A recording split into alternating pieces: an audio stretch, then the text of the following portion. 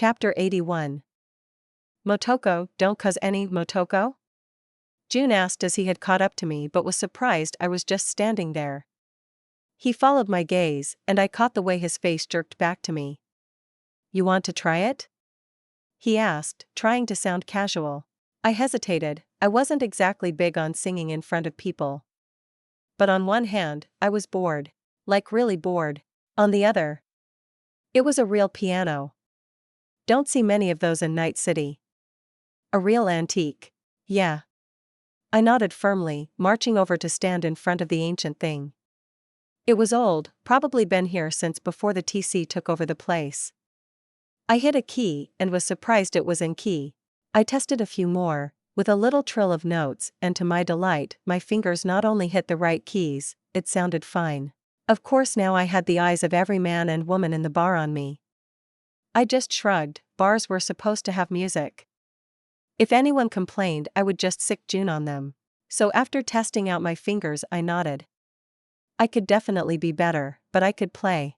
Now I just needed to figure out what song to do. Nervous? No.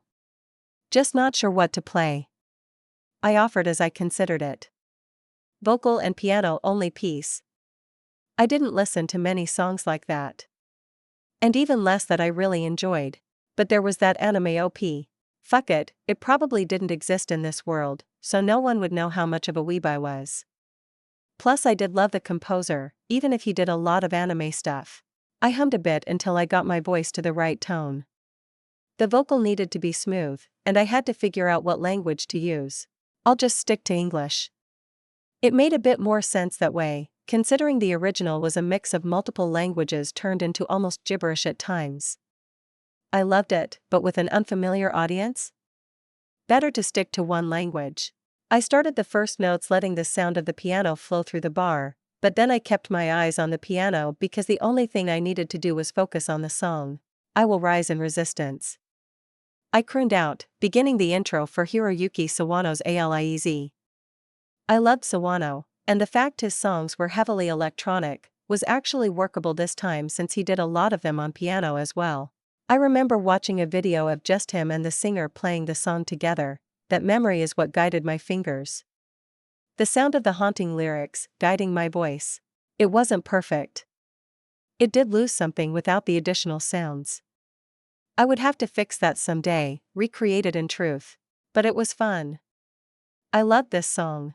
I got lost in playing the notes and crooning along, my voice probably carrying the song more than my playing. Siren song, and perfect musical memory shoring up my pitfalls in playing, but none of that really mattered. Because I was jamming out. Wake me from this nightmare. I finished the song by the gentle crooning that it finished on as I played out the last notes, letting the song come to its quiet end. 100 Rockerboy XP gained. It would have been even better if I had my music box. I really needed to Feeny. The clapping behind me nearly startled me as I was looking at the alert.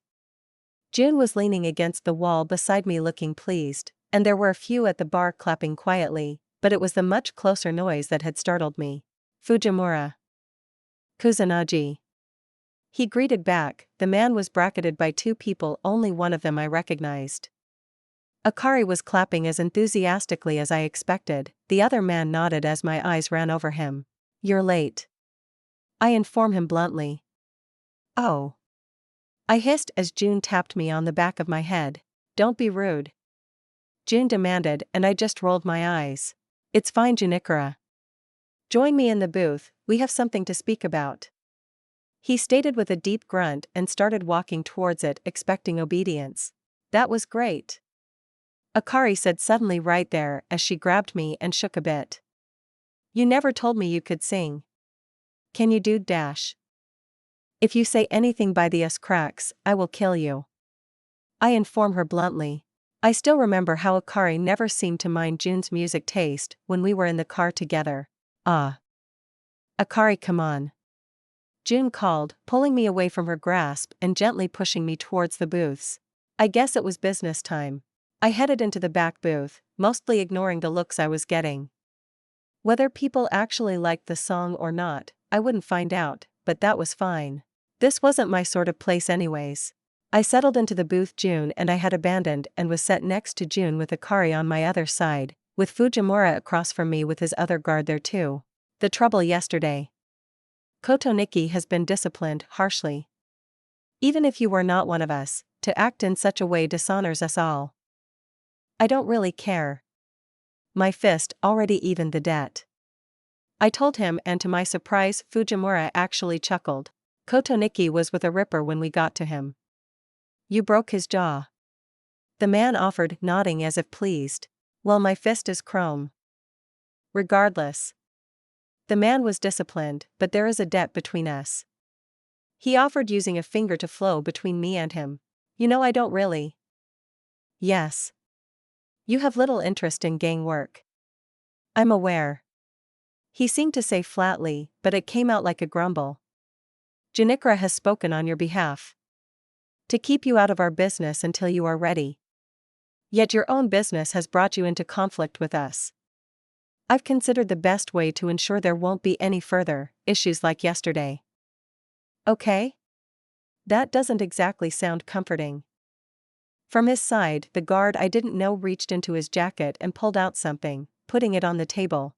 The card has my assistant's number on it. If you ever find yourself in a situation with the tiger claws like before, you may call for a mediation. I do not want to find out that some fools forced your hand and created a loss for us. Or did something so foolish as to injure you, and potentially forcing Junikura to overextend himself. I looked over the business card. It wasn't paper, but a sort of plastic, but didn't really look special. It was pretty standard, and I shrugged, putting the number into my agent with a shrug. Not like I needed the card really. There is one other thing. I have said before, Kusanagi, that just because you do not wish to work with the gang, it doesn't mean that someday you won't need to. That having friends in this city will one day be something you need. This time what was placed on the table was a mask. The assistant had hidden it within his jacket. It was a mouthpiece. Just like June's. A menpo if I remember the word right, although this one was very similar to the one June would wear while he was working. Eerily similar if I was honest. Telling. I don't think I need it. Take it anyways. If you never have a need of it, then it will be forgotten, but someday? Someday you may need the tiger claws on your side. That day? That mask will prove you are not just an outsider, or a hanger-in. Fujimura offered firmly, making it seem like the plastic mask was something more than just a piece of junk. June wasn't going to let me leave it though. I could feel him nudging me on the side. Fine. I grumbled, grabbing the stupid Oni mask. I ended up just holding it as I didn't have a better place to tuck it away. Then that is that. Yesterday was a mistake. We have made arrangements now to ensure it does not happen again. Are you satisfied with our apology? Fujimura asked, and I sorta took a second to process. I suppose to the TC, this would be a big dishonor thing. I had saved one of their bosses, and almost got flatlined or worse, by one of their henchmen. Yeah. It's fine. Shit happens. I offered, and I could practically hear June's eyes roll beside me, but Fujimura nodded, seemingly satisfied. Then I must leave. I have other business to complete. Junikura, take the afternoon off. Akari, I will need you. Fujimura demanded, causing Akari to pout as she put down the drink she was about halfway through. Also. Kusanagi. Your piano needs work, feel free to practice. He told me suddenly, then walked off. Did Fujimura just fucking burn me? Asshole. I did not in fact play more on the piano. Now that the meeting was over I glared at June until we headed home, and luckily for June I didn't make him ride bitch. He hadn't had much to drink so he was still good to drive. What are you going to do with your day off? I asked him and he shrugged as he pulled into the parking space at the apartment. Take a nap? I snorted at my brother's decision, but I wasn't going to tease him for it. Naps were amazing sometimes. I'll be coding some more, so I'll be quiet. Don't worry about it. He said, patting me on the head while looking down towards the menpo I had currently half out of one of my pouch pockets. June had one of those stupid proud looks on his face. Ugh, just because it's the same as yours doesn't mean I'm gonna wear it. It means they think you are valuable. You are much safer now. If anything happens, I won't have to push to rescue you again." He smiled pleased, and I just scoffed. I wasn't planning on getting kidnapped again. Okay, after yesterday, I'm not planning on getting kidnapped again. I won't be walking into a place of what should be nominal allies, with a VIP beside me again. Next time it'll be me alone, fully armed, and ready to start shooting if someone does something I don't like. In the end, I followed June back inside the apartment, stopping only to grab a drink from a vending machine, and then a quick stop in my room to drop the menpo off. I didn't exactly plan to use it. Kinda tacky, the color wasn't mine either. The snarling Oni face was set in a sort of neon green. Yeah, it was pretty ugly, maybe black? No dummy, you aren't wearing the fucking menpo. I tapped my head to get that insidious thought out and put it away where it would collect dust. Forever. Then I flopped on the couch and pulled up my laptop. To my surprise, June came out of his room a minute later wearing casual clothes and a blanket. He settled onto the couch, put his feet up on the table and turned on the TV. Looks cozy. Yep. I'll be quiet. It's fine.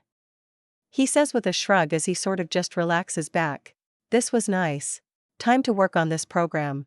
Slowly it came together. A program designed to do one simple thing.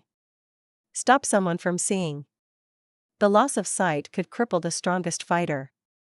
My own addition to it made it just that much more difficult to stop. A bit of aggressive design to make it insidious. But the biggest thing holding it back was trying to make it multi-target. The difference between a hack that can only hit one person and one that can attack multiple people simultaneously was massive. Whether it was the program attacking two separate people at once, or a program that hit one person and used their connection to jump to the next, I had to figure them both out. I wasn't just making a kludged together program that would be good enough. I was making a magnum opus. Well, that was a bit much, but still. I was trying to create the peak of the reboot optics I could design. It was funny, there was a version of the program stored on V3LS server. The quality of it was much higher than the one I had bought from Yoko, but both programs were actually done by two different people. Mine was a copy of a copy of a copy, deteriorating each time, or purposefully weakened. V3LS was a copy of a much better program. The coding was different, the goal was the same, yet both had shown me what people considered reboot optics to be. I was trying to surpass both. To create an entirely new version of the quick hack, a new peer in the market. It was hard. It was time-consuming. It was exhilarating. I was creating magic. Literally designing a digital spell that would blind my enemies. I mean, this wasn't a wizard's tower, but sitting on a couch in an apartment was probably more comfortable anyways. I snorted at my own joke as I worked. The code coming together, slowly forming into something more than just code. Something complete. Finally, long after June had fallen asleep. I finished typing. I finished debugging. I finished crafting a spell. A spell designed to be both longer lasting than the original idea with the brightness trick, and much wider. It was unfortunately going to be weaker against other netrunners. Any good ICE and defenses could stall the upload out, but in exchange I could rapid fire it out as it had a much lower RAM cost, plus I could always breach some arrogant netrunner, and push it through that way. It was also capable of jumping to other people. When it overrode the optics, it branched out and infested the communication systems. Anyone with an interior agent would have it hijacked, have it connect to others already in communication with them, or those in the system close by. If someone was hit by multiple attack vectors, the difficulty in stopping it could spike. If it worked correctly, it could overwhelm even moderately good ICE. A self-duplicating viral code. It was something really difficult to program. Sure, there were plenty of hacks that had that aspect, but those were created by teams of corpo coders all working to get it to work, and most of the best duplicating hacks weren't program, but hardware bonuses. I still remembered the Tetratronic Rippler from the video game. That let the super ultimate quick hacks spread to an extra person. Yeah, that was probably a bit unrealistic, but then again, the Rippler wasn't on the market at the moment, so who knows? Maybe some corp will figure it out in the coming year. Regardless, I created this program in just a few long sessions. And it was entirely my own. Sure, I doubt it was unique, but it would still be different enough from anyone else's work that it should come as a nasty surprise. I pushed the program into compiling, receiving the finished file, and uploaded it into my cyberdeck. 2 completed hacks. I leaned back in the dim light of the apartment. The sun was setting, June was still napping, beside me on the couch, and I had completed one of my big goals. Instead of working on another quick hack, or something, I instead grabbed my little music box. It had been a project I wanted to complete for a while. It wasn't productive. It wasn't going to make me a better merc, a better net runner, or a better edge runner if I wanted to call myself that. But it was a project I really wanted to finish. So I settled in, and started working. The moment a new file was opened and I started coding, my fingers picked up and blurred. I was inspired. I had a goal. And I had the knowledge to complete it. Morning June. I muttered as I continued to build piece after piece of a very complex piece of equipment. I was really glad that programming gave info dumps, because making a quick hack wasn't the same thing as designing the function of a physical item. It was easier in a lot of ways, but more finicky. Morning. He grumbled as he rose up, rubbing his eyes. He stood and stretched, grumbling the whole way as he headed into the kitchen. If June was up, I should probably get moving too. I closed the laptop. That project wasn't going anywhere, and there was something I had been wanting to do. I'm heading out, gonna be net running for a while, so I might be hard to reach. I called out to June, who was drinking an entire energy drink can as he chugged it down. You need to show me this net running place you got set up, he said as he wiped his mouth, tossing the can into the trash.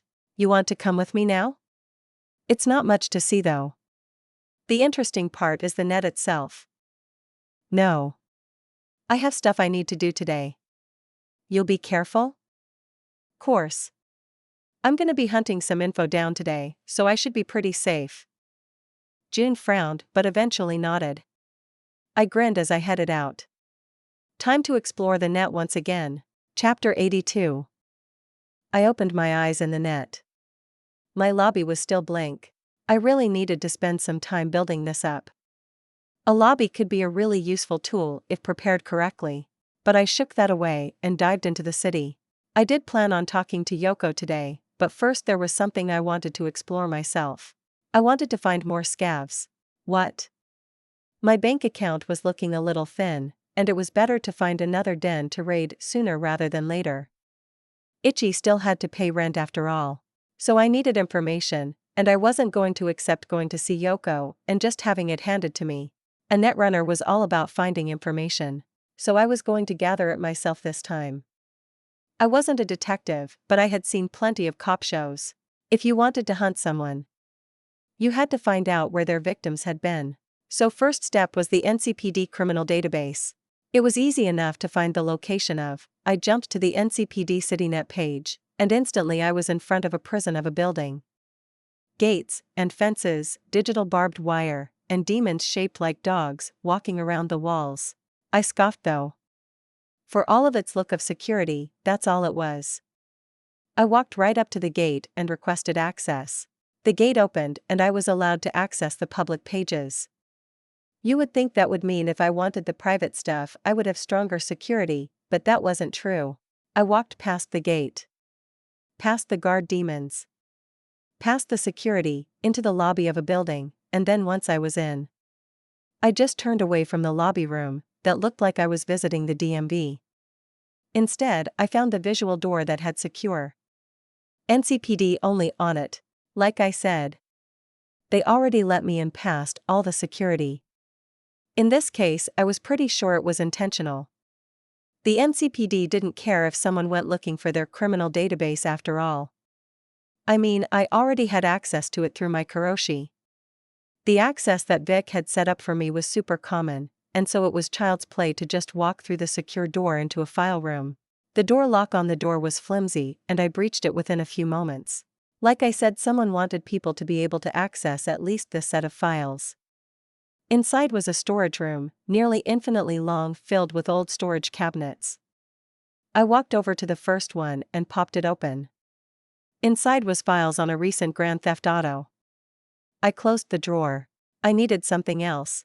So with a bit of a mental command, I inputted a search function for all files relating to kidnapping. The room rumbled. Like I was in the Matrix, and thousands of the cabinets vanished as the whole space rearranged itself. Then when the shifting room still left me with millions of cabinets, I narrowed it more. Within the last 4 months. It rumbled and shifted again. There were still a ton of files, but at least now I could start. First, just to see, I added scav into the search to see what would happen.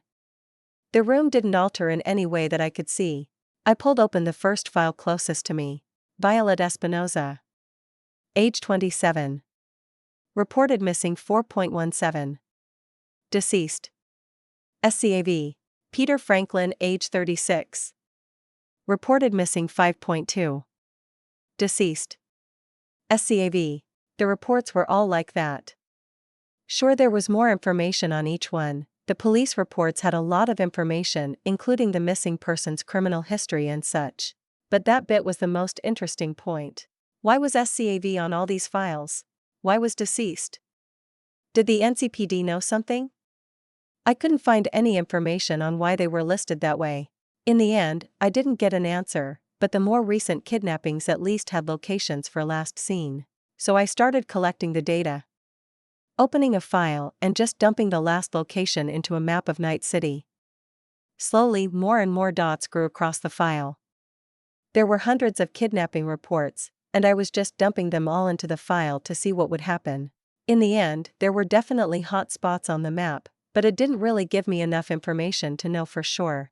But I knew where to look now. So I found the most recent kidnapping report that was closest to the hotspots, and pulled those files, saving them to my own server, and took my new hotspot map. Then I walked out of the NCPD server. Marcus Leon. Went missing yesterday. Age 30.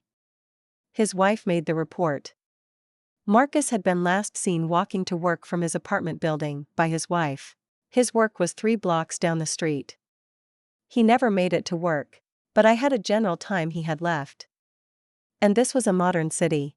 It had cameras everywhere. So first I walked to the apartment complex that Marcus lived in. The server was old. It didn't have the security to really stop me as I accessed the system, breached past its defenses, and accessed the few security cameras still working. Most were broken, but the elevator one worked. I checked the time and watched. 6:37 a.m. I found him. Marcus steps onto the elevator from the 3rd floor. Heads down, and walks out. I jump out of the camera. The lobby camera was broken, but there was an outside camera looking down at the entrance. It was a few floors up, which is the only reason it wasn't broken. 6:38 a.m. Marcus walked out of the complex, turned left down the street, and continued his path. Okay. I checked the net for buildings along the road he had gone down. The next building over was a hotel. The security was tighter, but still easily bypassed, especially since I was in the net.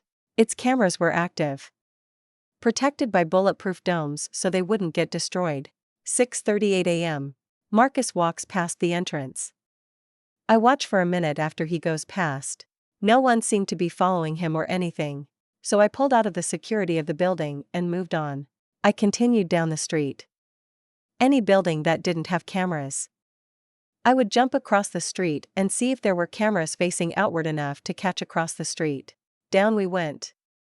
Until I crossed a street and Marcus didn't appear. I went back and saw him reach the crosswalk through a diner's camera, and then nothing. I jumped around, checking all the corners of the street, trying to find something. 6:41 a.m. I spotted it. Marcus didn't cross the street, the path he should take to go to work. No, he turned left and continued walking down the street. Interesting. I continued to follow his path as he headed away from his workplace. What was Marcus up to? Not that I was interested if the guy had just bailed. I was looking for scavs. Down the street we went. Only a few times I had to skip a few buildings and wait for him to walk into frame. Then suddenly, I jumped to the next camera and he never appeared. I checked all the cameras in the area. I could confirm he disappeared. After a few minutes of checking, I realized there was only one place he could have gone. An apartment building. So he was in the apartments? I mean, scavs often set up there, but this wasn't exactly what I was looking for. Where were the group of scavs beating him unconscious or drugging him and dragging him into a rape van or something? The apartment complex was run down, didn't have any security cameras inside. Probably on purpose. But it did have a server still, everything had a net channel after all, had to have TV. So I started sneaking in. Something weird was going on. The server as I slipped in was dark and run down, plenty of slow down spots. I wouldn't be surprised if the TV reception in the place sucked. But the security might as well have been a broken lock. I popped in and checked the apartment listings. Marcus Leon wasn't on the registry, of course. But I did find something interesting. An entire section of the complex that had everyone stop paying rent as one. Consistent rent payments by some of the people and then suddenly nothing. This started months ago. But more interesting? The server data was modified. It wasn't anything amazing, but it wouldn't be sending any alerts to the owner to let them know there was a late payment. Services would shut off still, but the owner wouldn't know he needed to bring in more people. Interesting. Second floor, rooms 220 to 230 were all non-paying. There was a temptation to back out and check it out in person, but I was a net runner. This was the sort of thing I was meant to do. So I started poking around. Someone capable of hacking into the register to shut off alerts would want internet access. If they had access, they had opened a path. So I started pinging the area around the building. The virtual datascape around me flared up and traffic glowed a brighter color than the rest. There. I smirked. There was a side channel that had been rather roughly built into the side of the server. To my eyes, it looked like someone had laid a long wire from the access point between the internet and the building server, up into the building. I pinged it, making sure to keep the touch as light as I could. It blazed through the wire, showing me a spider web of systems. Cameras. And computers all together. I smirked as I slipped through. Yes, there was security. Yes, they had some good ICE. Yes, they had expected it to keep someone out. Not good enough. I breached through the ICE, and as I did, a monster slipped out of my avatar. A demon. I smiled at it, as its legs skittered into the server. It looked like a cross between a spider and a facehugger. I loved it instantly. I watched it slip into the server and its actions spread out to anything connected to the system. I slipped in after. Traveling through the wire into a low-fidelity server. There wasn't much inside. The server was just a computer system set up to run everything, but I could poke around. I easily snuck right past the guard demon. It was shaped like a robotic dog searching endlessly for intruders. But it had my giant spider wrapped around its face, a single large eye the only thing that could see. And as it looked at me, it just seemed to ignore my presence. I had already been sure it couldn't see me. The demon was perfect for bypassing low-level security demons. Instantly, I accessed the cameras connected to the system. I had seen a lot of scav dens. I had grown rather used to the sights of them. This wasn't a scav den. It was a drug den. I scowled. What the fuck? There were drugs being cooked up, and drugs being used. One side of the apartments was set up to manufacture something. The other side was a drug den. Couches and beds littered the area. Plenty of people passed out among the mess and detritus. Okay, something was up. I was on the tail end of a kidnapping. Oh no. It was just a missing person. I scowled, searching the cameras for any sign of Marcus. If he was here, then he really wasn't missing. And there he was. Fuck. I shook my digital head, pulling free of the camera systems. This wasn't my target. A complete bust. I headed out of the hidden server. I considered sending a tip to the NCPD, but it could be useful knowledge. I would keep it for now. Just marking down the info. It wasn't like I couldn't access their little server again in the future. My second demon would take care of that. Wall breaking left a demon behind, giving me access after all. That one looked like a giant eye that went and hid itself in the corner of the server room. It would remain quiet and hidden until I needed to access the server again. So I went down the list, taking a small break to hit the bathroom in between. Most of the missing reports went somewhat similar. People running away just to escape. Some ended up caught by rival gangs and flatlined. Some were even picked up by the NCPD, despite the report of them potentially dead. I realized that any time someone reported missing, NCPD just filled out a missing persons report, listed them as deceased with a SCAV label for some reason. Fuckers. In the end, it didn't matter. I was going to search through the missing reports until I found my target. I had all day. And in the end, following the same steps, just tracking people down through old camera recordings. I found them. It was a report on Hannah Curtis, the 40-year-old corpo woman who worked for a Biotechnica subsidiary. She went missing 2 days ago. She did have more protection than a normal worker, and likely would have been searched for, but her biomonitor confirmed a flatline. So they gave up. I didn't. She was harder to track. I ended up having to follow her car through the city, hacking cameras as I went, even losing track of her once, and only finding her by chance down a side street. I couldn't see exactly what went down, but I could guess. Her car goes in the alley, and minutes pass. Then a truck drives into the alley. Her car drives out of the alley with a new driver and no Hannah. A scan of the man's face told me what had happened. Turns out Hannah had a drug addiction. She stopped in the alleyway to meet her dealer, and he stole her car. Probably knocked her out or killed her. You would think that was the end, but the dealer, a Mr. Samuel Alexander Harrington, had connections. The truck leaving had a man driving that was wearing an imager displacer.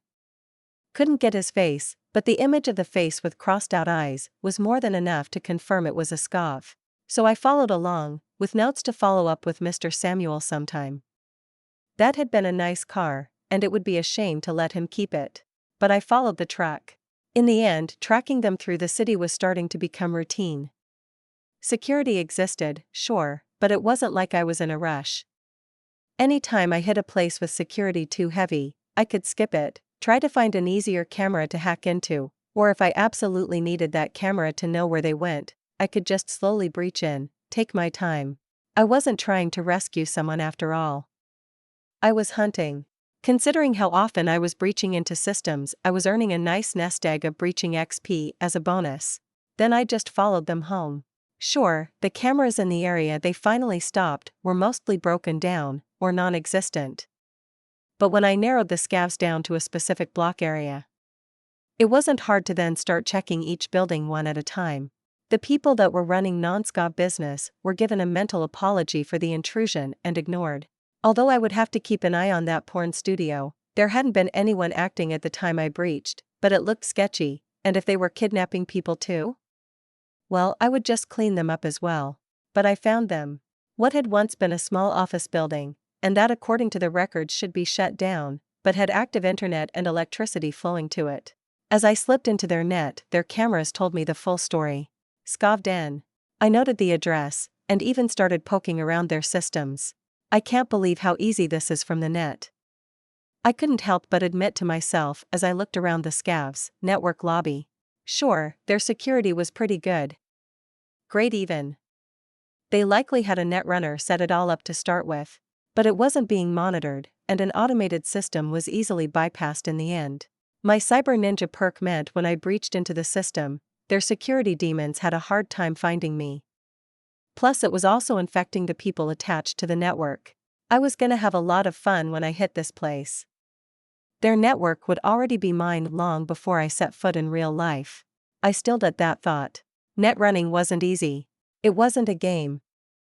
I could die here. I was getting overconfident, and that is the sort of thing that kills. I wouldn't just be able to pop a max stock if someone fried my brain. I shook off the confidence, and mentally switched back to assuming I was being tracked. I doubled down on making sure everything was in place, that my additions to the network, the backdoors and demons wouldn't be noted. Then I backed out after gathering all the camera data I could. I had sent a text to my chums after I got back to my body. * Section 9 meeting tonight. Target located. Meet at Lizzie's 6 p.m. *. Feeling cool for sending out a totally tactical message, I went home. The sun was coming up, which was funny, because when I arrived at the apartment, the sun had been coming up. I had been in the net for nearly a whole day. I didn't feel too bad, but as I reached the street, I jogged down to the parking lot instead of just calling the car here. Even if my stats didn't deteriorate, I still needed a bit of exercise to stretch my legs. I was already a basement dweller at this point. I shook that annoying thought away and went home. I wanted a shower. Chapter 83. Motoko. Hiromi called out as she entered Lizzie's. Sure, she looked a bit awkward about it, staring a bit too long at some of the Mox bouncers, but I waved her over and her nervousness faded as she got closer. I guess it might be a little awkward for a girl like Hiromi, who usually was covered in TC stuff, to walk into the Mox home. But honestly, I wanted to get away from using the Ho-Oh Club as our meetup place. That stupid mask I now had hidden away in my room was taunting me with the fact that Fujimura was eager to recruit me fully. I didn't want to deal with that. "You're late," Ichi pointed out as he sipped on his drink. Malcolm and Ichi had actually been here early. A little too early if my estimation was right, but boys will be boys. Pfft. I was busy reaching out to some contacts about potential buyers. Hiromi said, eyebrows twitching in an insinuation about their future payday. All is forgiven, Ichi offered with a faux bow, and Hiromi cackled as she slipped into the seat next to me. We were at the bar for now, but I would drag my chums into one of the private booths before we got to talking too much. Hiromi ordered a drink, Ichi and Malcolm, both happy to drink a bit on my tab. Because I am a generous leader. So you found something? Malcolm prompted, looking eager. This wasn't his first attempt to pry information out, but I had told him to wait for Hiromi. Not here. Get your drinks, and let's go grab a bit of privacy. Thanks, Mateo, I said to the bartender, dropping a tip as I dragged my eager chums out of the main room. In the end, we took over one of the booth rooms, as I settled my chums around, and then I called all of them just like last time. Instantly, I sent all of them the information I had gathered about the new scav den. The office building looked run down from the outside, and closed off. That image moved inside, giving a bit gruesome scenes of the interiors. Disgusting, Hiromi muttered into the group call. But it looks like they have a lot of product, she said, looking at the boxes of chrome the scavs were collecting. How did you even find this place? Ichi asked, and I threw him a peace sign. Asterisk, I backtraced missing people's reports and slipped into security systems all along the streets. Everyone has security cameras after all, and a lot of them are pointing at the street. So with a bit of finagling and a lot of illegal hacking, I was able to track people. Asterisk, holy shit. That must have been pretty hard. I'm surprised more people don't do that. Asterisk. I shrugged. Asterisk, it's dangerous. One bad server that has some nasty ICE, and I could be in a lot of trouble. Asterisk. Motoko. If you are going to do something so dangerous, then call on us to help.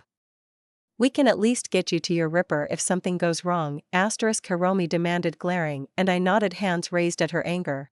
Yeah, probably smart. Good. Should be a good payday. Any issue with the numbers, Motoko? Ichi asked. Need us to come in guns blazing this time? He said while motioning with his hand as if shooting a gun. No. I've already taken over their system. When I hit them, all of the scavs are going to lose their ability to see simultaneously. I chirped, grinning at the idea of what I was going to do to these monsters. Nice.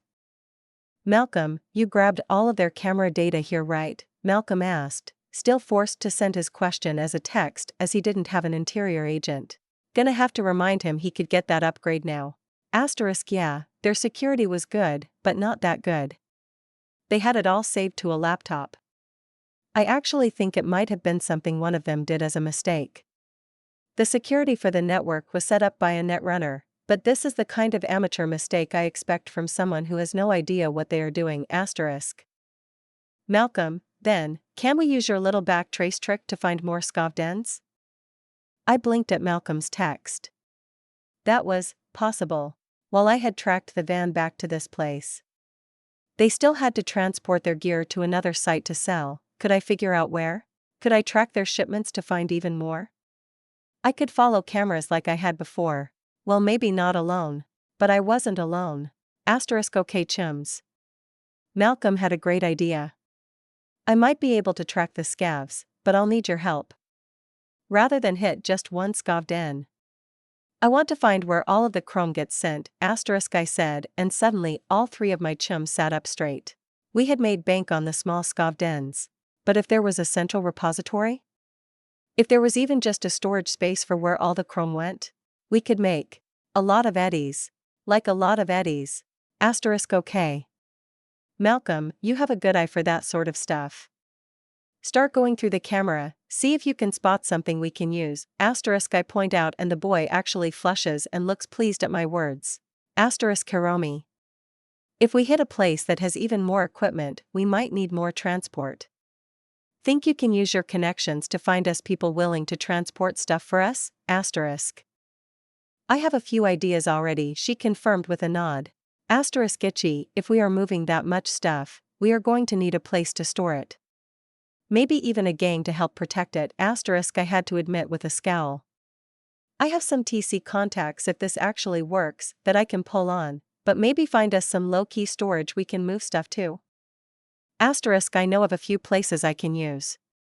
Leave it to me. Asterisk. Asterisk alright, in that case. I guess I need to get back on the net. Actually, all of us should get moving. I can pull more info and send it to you guys to check over as I'm running. Asterisk. Oh. Malcolm said aloud before stopping, hesitating. Should I call Omida? I blinked. Omida was. Oh. He was the netrunner that Itchy and Malcolm had been friends with. I haven't seen him in a while, now that you mention it. Omida bailed on us during the war. He basically went home and hid. We haven't talked since. Itchy offered with a grumpy face.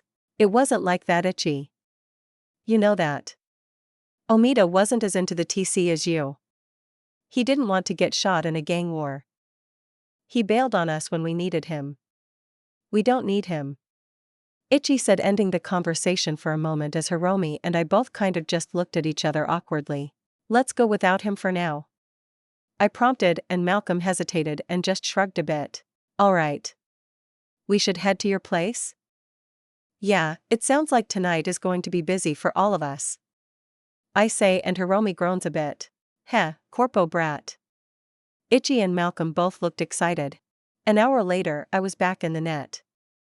My chums were set up on laptops connecting to the server so I could pass them data in real time, and I rushed back to the Scavden's server. With the work I had done before, I was able to just slip right back inside, and this time I was accessing their data looking for something in particular. Malcolm, see anything on the cameras yet? I called out. The phone connection with my group was active despite being in the net. They had a bunch of the chrome crates disappear about a month ago, but I'm narrowing down when it happened. I nodded to myself as I accessed the camera system myself. I could access the system in a way that Malcolm couldn't since I was in the net. Multiple screens popped up, and I set each of them to be a different day the camera had recorded and just waited for the crates to disappear. The 10th I sent to him, as I noticed some of the scav guys load up a bunch of the crates on hand trucks and move them out. There wasn't really a good exterior camera, so I was forced to move outward. Checking both ends of the street for active cameras. Nothing. The cameras just weren't good in the area. I had only been able to narrow down the scavs to this street to begin with. So I went wider, slipping into more and more camera systems in a big circle. The actual searching I left to my chums. I was giving them access, pulling the camera data, and then moving on, and then finally we got a hit. Asterisk found it.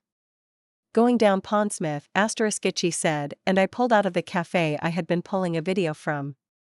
I jumped across the net, I checked the image Itchy had found of the white scav van, and then I jumped to the systems down the street, finding one that had a street cam. I accessed its records confirming the van's path. Asterisk alright everyone, I'm gonna start sending the video data. Find me this truck's path, asterisk I called out, switching back to hitting every camera just a bit further down the street I could find and pulling their video records. Some didn't keep records, some didn't have cameras with the right angle. In the end I just kept digging, letting my chums find the van's path, from the data I pulled. Sometimes making me pull back when the van turned suddenly. Sometimes I was forced to spread out my net wide. When we lost track of it, going down every street connected to the road we lost the van on just to see if we can catch sight of it on the cameras. I was really happy I had my chums helping out. This could have been something taking me days to slowly path out the van's movements without the external help. While a part of me couldn't help but wonder why the NCPD didn't do something similar, it was the reminder in my head that breaking into every business and personal camera I could on the path would be something the NCPD would need a warrant for. Plus a netrunner to do this for every crime. I shook it off. I wasn't here to judge NCPD's lack of investigation talent. I was here to track these scavs through the city, to find them. In the end we did truly lose them. Anything? I asked my team only to get groans back. It was late. We had been tracking this truck through the city for hours. Everyone was getting close to being overworked. Asterisk, I don't know where the truck went, Motoko. This is so fucking stupid. Goddamned corpos. No wonder scavs get away with this shit. The corpo security practically protects them. Asterisk, Malcolm cursed, getting frustrated at the entire situation. Asterisk, alright, I'm pulling out. I think we all need a break. Asterisk, I call into the chat, and slowly pull myself back to my body. I blinked back in my flesh. I sat up slowly, seeing my chums all sitting around the basement in different levels of disarray. I looked at the clock and winced at how late it was. Sorry guys. I shouldn't have kept pushing you all so late. Let's get some rest, we can continue tomorrow. I offered, and Malcolm and Hiromi both groaned but seemed willing to stop. Ichi's fist slammed onto the table, startling us all. No. Motoko, you've been net diving for like 6 hours. You must be exhausted, take a break. Grab some food, whatever you need. But I'm not. You brought us in, it's our turn to prove we aren't just hanging on to your rep. I'm not giving up. Not yet. He said, and Hiromi instantly plopped back into her chair and focused on the laptop. Malcolm let out a chuckle and shook his head. Yeah, fair enough. Not like we haven't done late nights before. I could use some chow though. I'll go get some food.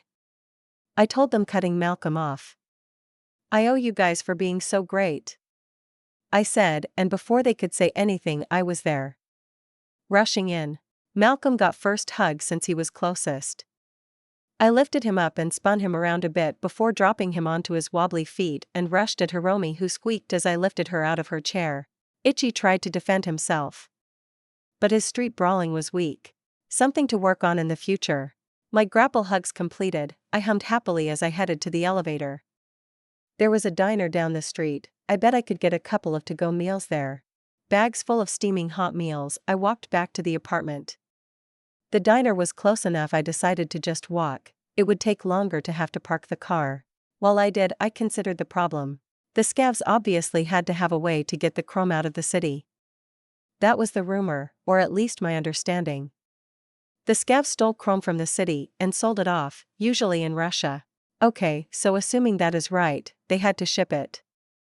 It's why I was so confused. Why would they drive into city center? There were no docks big enough for a trans-Pacific cargo ship there. You would want to go northside for that. But they had come from the north side, traveling into city center. So why?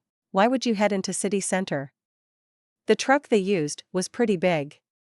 More than enough for the many crates they loaded up. The same style of crates we had found in the original scav den. The only one that hadn't had the same style was Charles' shop, but his was obviously a weird scav situation, since he was reselling the chrome he found. So they brought in tens of crates. How did they get them out? Did they load them into an AV for transport out of the city? But why city center? There were better places to load an AV closer. So a ship? But why? The only docks in city center were like high-end yacht club stuff. The sort of place that has insane security, that a bunch of scavs wouldn't be able to slip in. Did they gather it up and transport it out in bigger trucks? I suppose the scavs could have a corpo working with them, giving them a place to store huge amounts of their loot. In the end, I just wasn't sure where to go next. Luckily, I could still be snack provider. As I walked into the basement room, it was quiet. My chums were all still staring at the screens, and I decided it was time for a break. Food time. I called out, holding up the bags of to-go diner meals in the air. Yeah, I could eat. Food. Malcolm and Ichi both spoke as one, and pulled away from the system. I settled the food on a table that Morgan had probably set up for just that purpose and parceled out the meals. It's so frustrating. How can they just disappear like that? I just want to know where they went. Hiromi whined as she plopped into the chair. Well, they didn't disappear. Malcolm said after a moment as he finished swallowing a bite of the pasta that I was absolutely sure wasn't what the diner called it, but hey, it was warm and filling. We lost them though. Yeah, the fuckers drove down Corporation Street and we can't find a camera to hit them with after. Itchy offered, chowing down. Yeah, but we know where they end up. Malcolm said, suddenly sitting up straight as he put the food down. No we don't? We lost track of them. I reminded him, but his eyes weren't focused on me, he was a million miles away. Malcolm? They returned to the scav den. He said in a mumble. When they are done. They return to the scav den. Yeah? So they don't disappear. We know where they are. Motoko, instead of trying to track their path to where they are going. Try to track them on their way back. I considered it. They likely would take the same path back, but what if they didn't? Either way, it was more data. Malcolm. Good job. I said, throwing him a thumbs up, but as my chums all stood to rush back to their stations, I reached out and started pushing people back into chairs. Hold it. I demanded, startling everyone. Food first. Breaking a scav ring comes after. Chapter 84. Once everyone ate and had a break, we jumped back in. I was back on the net. This time following the van backwards along its path, with my team helping out. And then to our delight, the van was on a different road back. It's on Longshore. It just came off the ring road, Malcolm called out through the call. The van hadn't gone into city central using the freeways through NC. It had been mostly on the street level. Using Congress ST to go around Corpo Plaza to reach Corporation. But if they were using the ring road to come back? It meant Corporation Saint was close to where our scavs made their drop-off. I'm checking what I can find around Corporation. If they are on the ring road. I can't find any good cameras in that area, everything is high-end. I'm stretching out and looking for smaller shops, I called out to my chums as I blurred through cyberspace, trying to find something with eyes. Motoko. Check for 25/7s. They tend to be all over the place down there, since the corpos use them to buy cigarettes or a beer while working. Hiromi cut in, and I blinked. What the fuck was a 25/7? It took me a few seconds to find out. They were capsule shops. They could be put just about anywhere, and were basically gas stations without the gas. Interesting. I did a quick net search for them, finding a few of the capsules all over the area. The trouble came instantly as I slipped onto their server net. All of the recordings for all the shops went to a main server. It was a chain shop after all. But the place was crazy secure.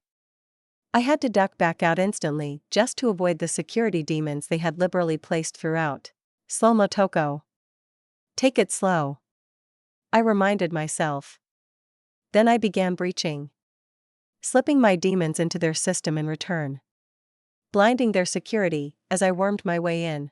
It helped that I wasn't trying to access their most secure data. Their payment and shipping information was heavily secured. The digital access point looked like a hallway full of lasers and things heading towards a vault. But the camera data wasn't something they could store that securely. There would be just too much information coming in. It would make a weakness in the security. So it was far easier to access for that reason. Or they just didn't care to protect it. So I managed to slip into that section of the server without trouble, bypassing the security demons. I was just starting to access the cameras, looking for the shops on Corporation ST when I felt it. Someone knew I was here. Danger sense. I turned, throwing up my ICE shield, which saved me.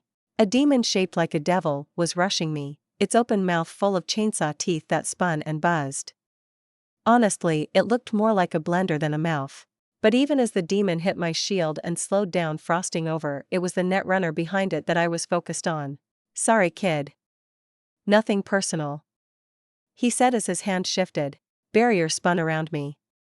The neon shields bursting to life, filling space with a flood of junk data, that when the ray of neon green light shot out, I was able to actually dodge as the incredibly fast hack stalled on the barriers before managing to work their way through. Hellflame burst around me, slamming into the demon, causing the demon stuck in my ICE to begin to dissolve. Removing it as a threat. Hey, can't we talk about this? Not looking to cause trouble here. I called out even as I continued to prepare more defenses, and looking for an escape route. breaking into my server? That is trouble, he said, and I had to sacrifice another of my barriers to keep the ray of light from striking me. Not here to damage your biz, I called out, sending a wave of hellfire at the runner who stopped attacking to throw up a solid wall of ICE to fizzle it out. Yeah, this guy knew what he was doing, and he was in his own server. I was gonna have to Delta. Unfortunately, he wasn't going to let me. Even as I started making my way to move out of the server lobby, the security demon dogs were gathering at the exits, blocking my way. Fucker.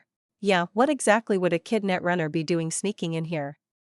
Oh, did you just trip and your access connector happened to slide into the server port? I actually snorted out a laugh at the joke. Not exactly, how about we have a fuck? I yelped as I dodged another ray. I was running low on barriers. Throwing up another set was only a stopgap measure. How about we have a minute where we talk? No need to go killing each other here. I don't know from my angle. I seem to be on the winning side of this. He called out mocking, but keeping him talking was keeping him from blasting me. Fine, I would just flip it around. A new set of barriers surrounded him now, leaving me without my best defense, but the demon was dead, so ICE burst up, creating a barrier between us. Oh, fuck off, he grumbled and started bashing the spam barriers with his laser. I took a moment to get a scan of it and had to whistle. That was a nasty virus. Like my fire, it would try to delete anything it touched.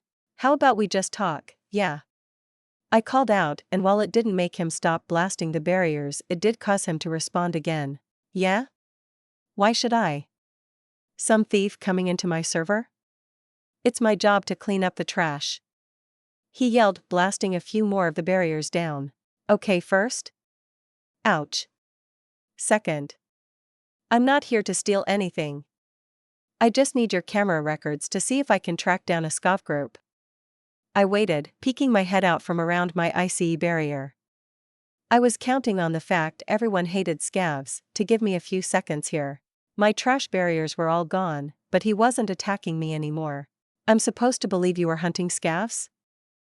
Well, yeah. Look at where I am.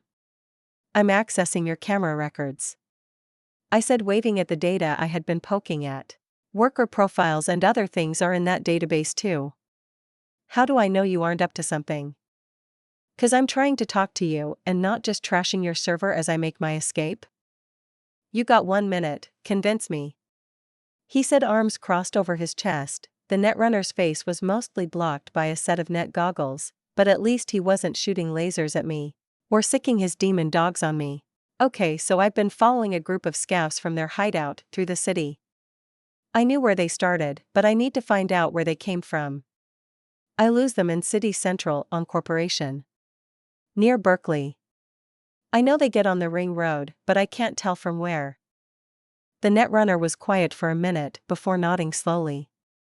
The security in center is better, so you can't. Have you been hacking into every camera you can get your hands on? He asked, sounding almost bewildered. Well, yeah. How are you not dead? Black IC should have fried you by now. I mean, I'm pretty good at breaching systems, and if the system is too dangerous, I just skip it. No wonder I didn't notice your intrusion. He mumbled more to himself than me, but he raised and then lowered his hands, and suddenly the demon dogs seemed to relax, going back to searching for intruders and not trying to eat me. Fine. I'll walk you through the recordings if you don't steal any records, and leave when you get what you want. Deal. I called out with a sigh, slowly letting my IC down, and cleaning up the mess on the server with a bit of manual maintenance. Let's get this over with, kid, he said with a grumbly sigh. And we did. He walked over, and once I told him the day and time, he was able to pull up the cameras on the little shopping pods, and we started looking. There, I pointed out when I saw it. It was still going westbound on Corporation, past Berkeley. What the hell? There wasn't even much out there. Just a wave breaker road. Wait, that's the truck you are looking for? I thought you said you were searching for scavs? The netrunner said, looking to me with suspicion. Yeah, I am. Those guys are with the scav group up in Westbrook. I've tracked them all the way here from their hideout. If that's the case, why are they dressed up as Gold Beach Marina dock workers? He asked, and I looked back at the camera. The passenger. He had changed his clothes at some point, throwing over a blue and white jumpsuit, while the driver had on a yellow hazard vest. Gold Beach Marina? I wondered aloud. The name not meaning anything to me. Yeah, the jumpsuit the passenger is wearing, that's their janitor staff uniform. We get them stopping in to buy smokes while they work all the time. Seen them a million times. On the camera when I need to look for thieves. Gold Beach Marina. Thanks, Jim. I told him, throwing up a thumbs up as I made to log out. Whoa, kid. These guys are marina staff, not scavs. What are you playing at? That's what I want to know, I said, irritated, and did a quick log out of the server. He didn't have the demons guarding the access points, so I was easily able to buzz back out and into the net. But I didn't stick around. I went straight back to my body. Gold Beach Marina. Super high-end place, has a bar and a cafe. And a bar. Hiromi offered as she looked at the laptop she had pulled up the marina's information from. Private club, can't get in unless you make more eddies than you could even try to waste. Why are the scavs going to a place like that? Maybe some high-end scav boss has a connection there? Could park his yacht right there and load it up. The security is crazy, but if he okays the scavs that come to make deliveries registering them as staff.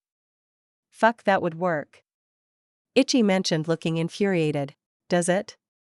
The cost for access to a place like that must be crazy. Even a scav wouldn't make money affording it. And it's just a yacht marina. A yacht can't transport that sort of stuff across the Pacific. So that means they have to stop somewhere else. Is a yacht like that big enough to even make a profit if you are shipping all the chrome out of the city on it? I asked, frowning. I get where Ichi was coming from, but when you are shipping something across an ocean, that's time and money. Boxes of chrome are certainly a good amount of eddies into their pocket, but enough to cover all the costs this would entail? A yacht. Fuel. Repairs. Crew. Payment to the scavs. Equipment to the scavs. Something about this is fishy as fuck. Well, it is a marina. Malcolm winced as Hiromi slugged him in the arm for the joke. At least we found them. Ichi offered with a shrug. Does any of the rest matter? We could go and loot up. You want to steal chrome from a high-security area owned by bajillionaires? I asked, frowning. I was expecting a boat and a hidden dock, like old smugglers. Not this. I didn't exactly want the sort of heat that people with fuck-off money could bring. Oh, I'm sure we could steal the stuff. I was fairly confident in my ability there, but stealing the stuff and not having someone track us down after, just like we had done. It was totally possible someone could follow us the same way. No, we had to figure out a way of stealing this thing without a trace if we were going to do it. Okay. It's late, guys. We did it, we tracked down the scavs. But we aren't getting into the marina security from here, so take a break. Go to sleep. I'm going to go check out the marina tonight while it's late. I said, we needed information. I could collect it. Motoko, stop being a gonk. You've been net running and going non-stop for hours and hours. We all need a break. We can continue tomorrow. If you want to check the place when it's dark out, then tomorrow night will be good. Hiromi said, cutting me off to my surprise as she grabbed my shoulders and pushed me towards one of the couches. Wah, Hiromi. I'm fine. Go to sleep. Hiromi muttered, rubbing her eyes. In the end, Ichi and Malcolm passed out on the couch, while Hiromi took my net chair. I guess it was sleepover time. I rolled my eyes and just decided to go with it. Hiromi was right. No need to rush this. The next morning, we all drove out to the marina to get a look at what we were facing. My quadra and Ichi's truck stood out like a sore thumb when we pulled out into the marina from Corporation Street. But that was fine. We were just information gathering. Look at that ship. Malcolm muttered, staring at the big black yacht that was one of the few ships in the marina. The thing looked like a stealth ship from the old world, but considering where it was likely just a luxury yacht with a weird style. Do you think that's it? Ichi asked me and I shrugged. No way to know. They could be out on the seas right now. Or they could just be using a warehouse or something connected to the marina until a bigger ship comes by to pick it all up, right under the nose of customs.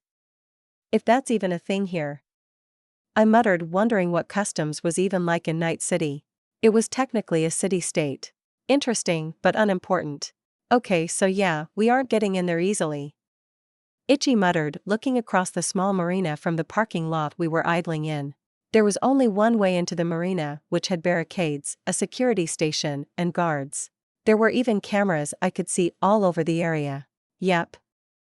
They weren't interested in having riff-raff enter their marina. Can you net run into their stuff? You know, like take over the cameras, or cause an alert that all the guards run to the wrong area to take care of or something? Malcolm asked, and I had to snort, shaking my head. It doesn't really work like that. Considering the money in the place, I'd be shocked if they didn't have a netrunner keeping an eye on things. Which sucks, makes everything harder. I'll probably have to get into their security room to get anything, I said, looking at the small set of buildings in the marina. One of which had the computer I would need to access.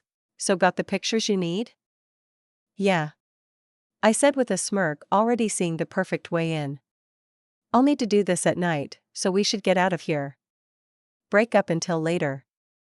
Want to get some food? I could eat. Malcolm said, hand raised and grinning.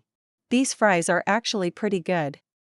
I muttered, staring at my plate of steak fries in surprise. Yeah? What about them? Malcolm asked, looking like he was about to try and sneak one, since I didn't want to stab the gonk for stealing. I gestured at the plate that he could try, and he did with a big smile. I don't know, they just taste good. I'm kinda surprised. Pfft, picky. Motoko is picky.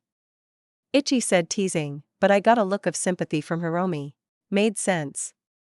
While her parents weren't the absolute high-level executives in Arasaka, they were still rich.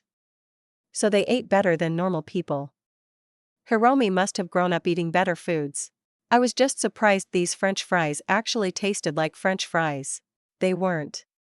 But they tasted close enough. No potato involved. We had gone to a diner once we left city center, and just crashed a booth. The four of us surrounded by food and just pigging out. It was nice. I still can't believe you became a netrunner so fast. I mean, Omida worked on it for a while and he was only like okay at it. Malcolm said, changing the subject from food taste, and once again Ichi didn't look happy. Omida thought he was hot shit, but couldn't do anything. Ichi retorted coldly, before stuffing some of his own fries in his face. Kinda mean, Ichi. He just didn't have much gear. You saw his deck. The suitcase cyber deck. Yeah. I mentioned, frowning. My own knowledge let me know just how out of date that thing would have been. No wonder he couldn't break into the car's security on that gig so long ago. Well, I hadn't thought about that night and my first kills in a long time. Well, I for one am perfectly happy with Motoko acting as our netrunner. And I don't want to split the payouts another way. So shoo. Hiromi said as she stuck a piece of her pizza? Lasagna? I have no idea what it was, but she liked it. Into her mouth. Yeah, I guess that's fair. I'm just worried about him. If you are worried about your chum Malcolm, go check on him. I mean, I'm glad I reached out to you guys. This stuff would be way harder without you covering my back. I'm glad I cleared the air. I said, earning smiles from Malcolm and a slow nod as he finished another bite of his own meal. Yeah, me too. Ichi said, smiling, seemingly ignoring Omida's existence. I do have a question, Toko. Do we want to hit the first place we found? I know we got the big one to focus on, but that place is just sitting there. Ichi said, purposefully not saying scav as we were in public. No reason to let anyone know what we were up to. I hummed at the idea. Positives and negatives. But I shook my head. As much as I hate the idea of leaving them to keep doing their thing, I don't want there to be any chance that someone realizes we are on to their higher-ups.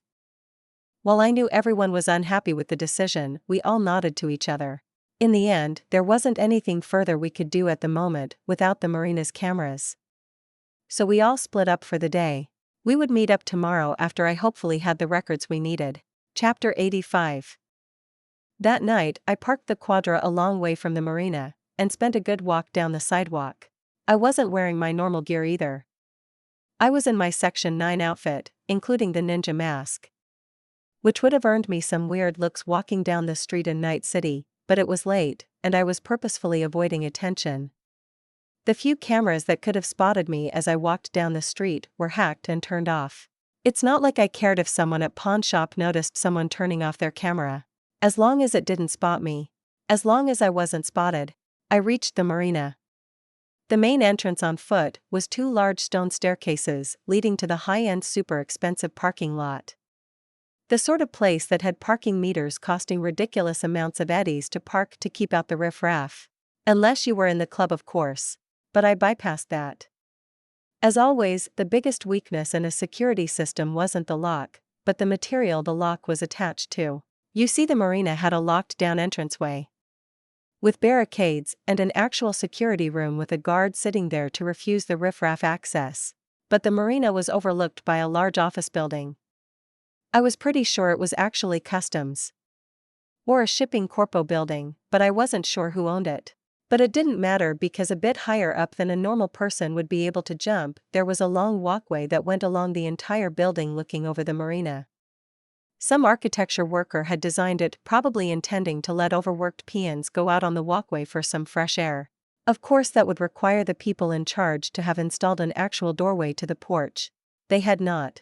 So there was a visual walkway just there, despite the heavy traffic of Skyline Street West behind me. No one noticed a shadow leap up and easily slide over the large glass barrier around the walkway. The inside of the building was dark. No one was around. Like I said, it was 3 a.m. Not every corp required people to have night shifts. I still stayed low and practically crawled across the concrete, shimmying all the way over the marina until I was on the back end of the marina. There was zero security on the back end of the marina. No one was crazy enough to just jump into the ocean around the city after all. I used a well-placed palm tree to reach the floor, which was nice, because on the backside I was probably 3 floors off the ground. It would have been a painful landing. And now all I had to do was find a security room. I came up from the back of the marina.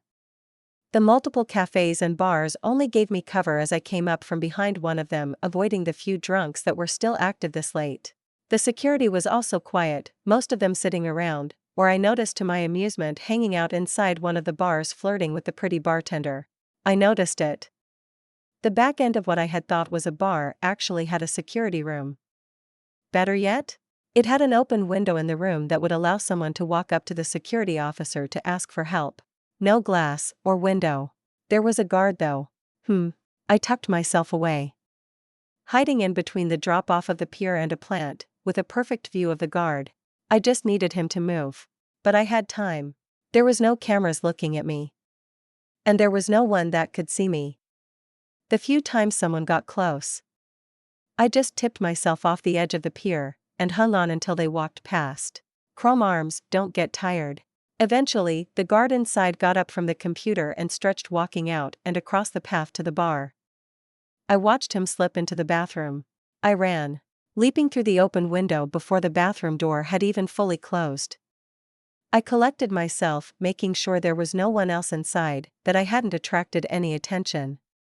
Once I was sure, I turned to the large computer system. I jacked in. The security here was tight, but the moron hadn't locked his computer when he went to the bathroom. I was in the system in seconds, downloading the file to a shard. I was downloading all of the camera records of the last month. It would give me everything I needed, but the camera records was a big file. I kept calm, immobile, watching as the numbers ticked up.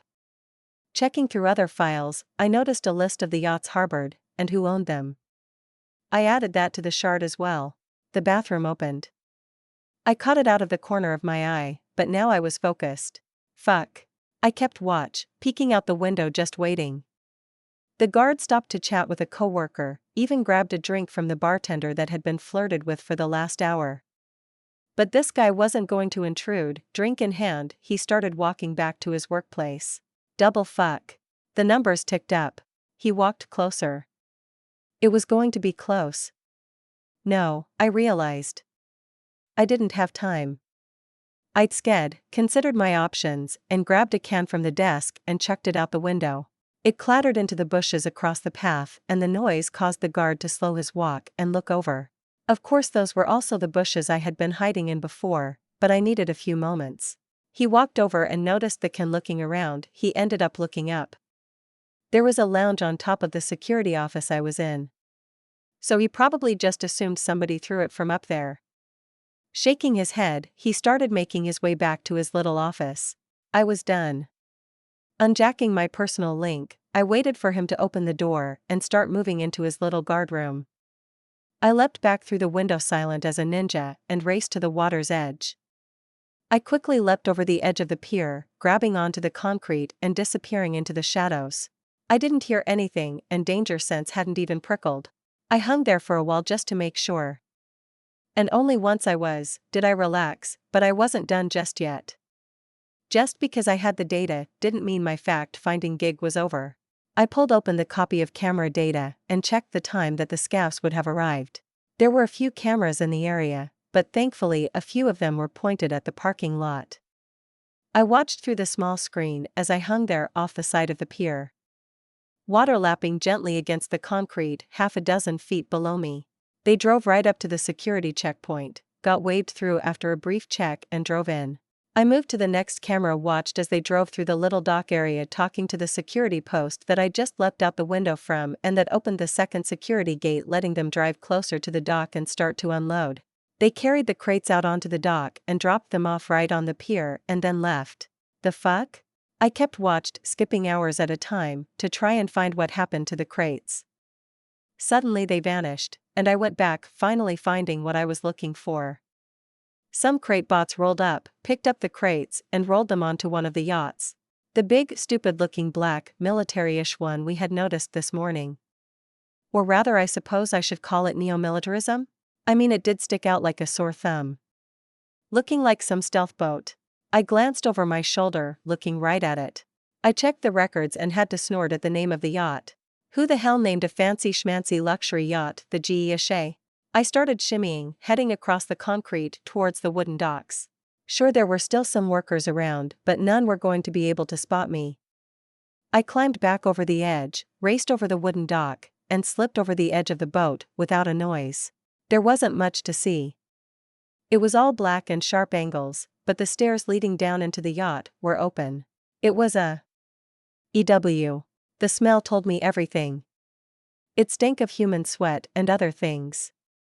Drugs were laying all over the place. Money rolls and alcohol spilled everywhere. Was this a scav boat or not? What the hell was going on here? I moved through the club-like atmosphere, just glad no one was here. And doubly glad there weren't any cameras around. I reached the other end and saw there were two doors, both locked. One was connected to the inside of the room, the other outside on the back of the boat. The one outside looked like it led upwards, which was probably the bridge. The other inside led down, which is where I would put money on the crates being. This wasn't going to be easy.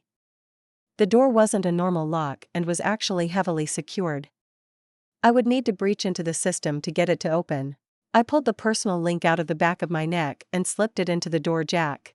The security was strong. Really strong. This ICE wasn't just off-the-shelf stuff.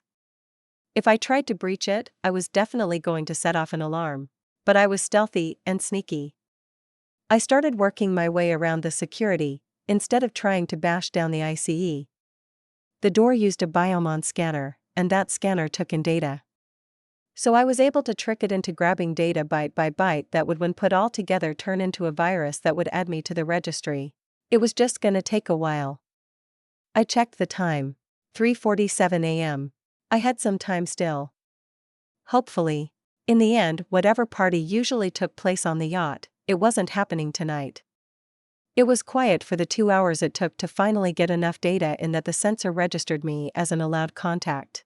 The door poofed open. It was a small staircase leading into the yacht's hold. The small lights around the hold gave me enough light to see crate after crate lining the hold. I walked up to the first one, and wasn't surprised at what I found when I popped it open and checked the boxes inside. Chrome. Lots. And lots of chrome. Jackpot.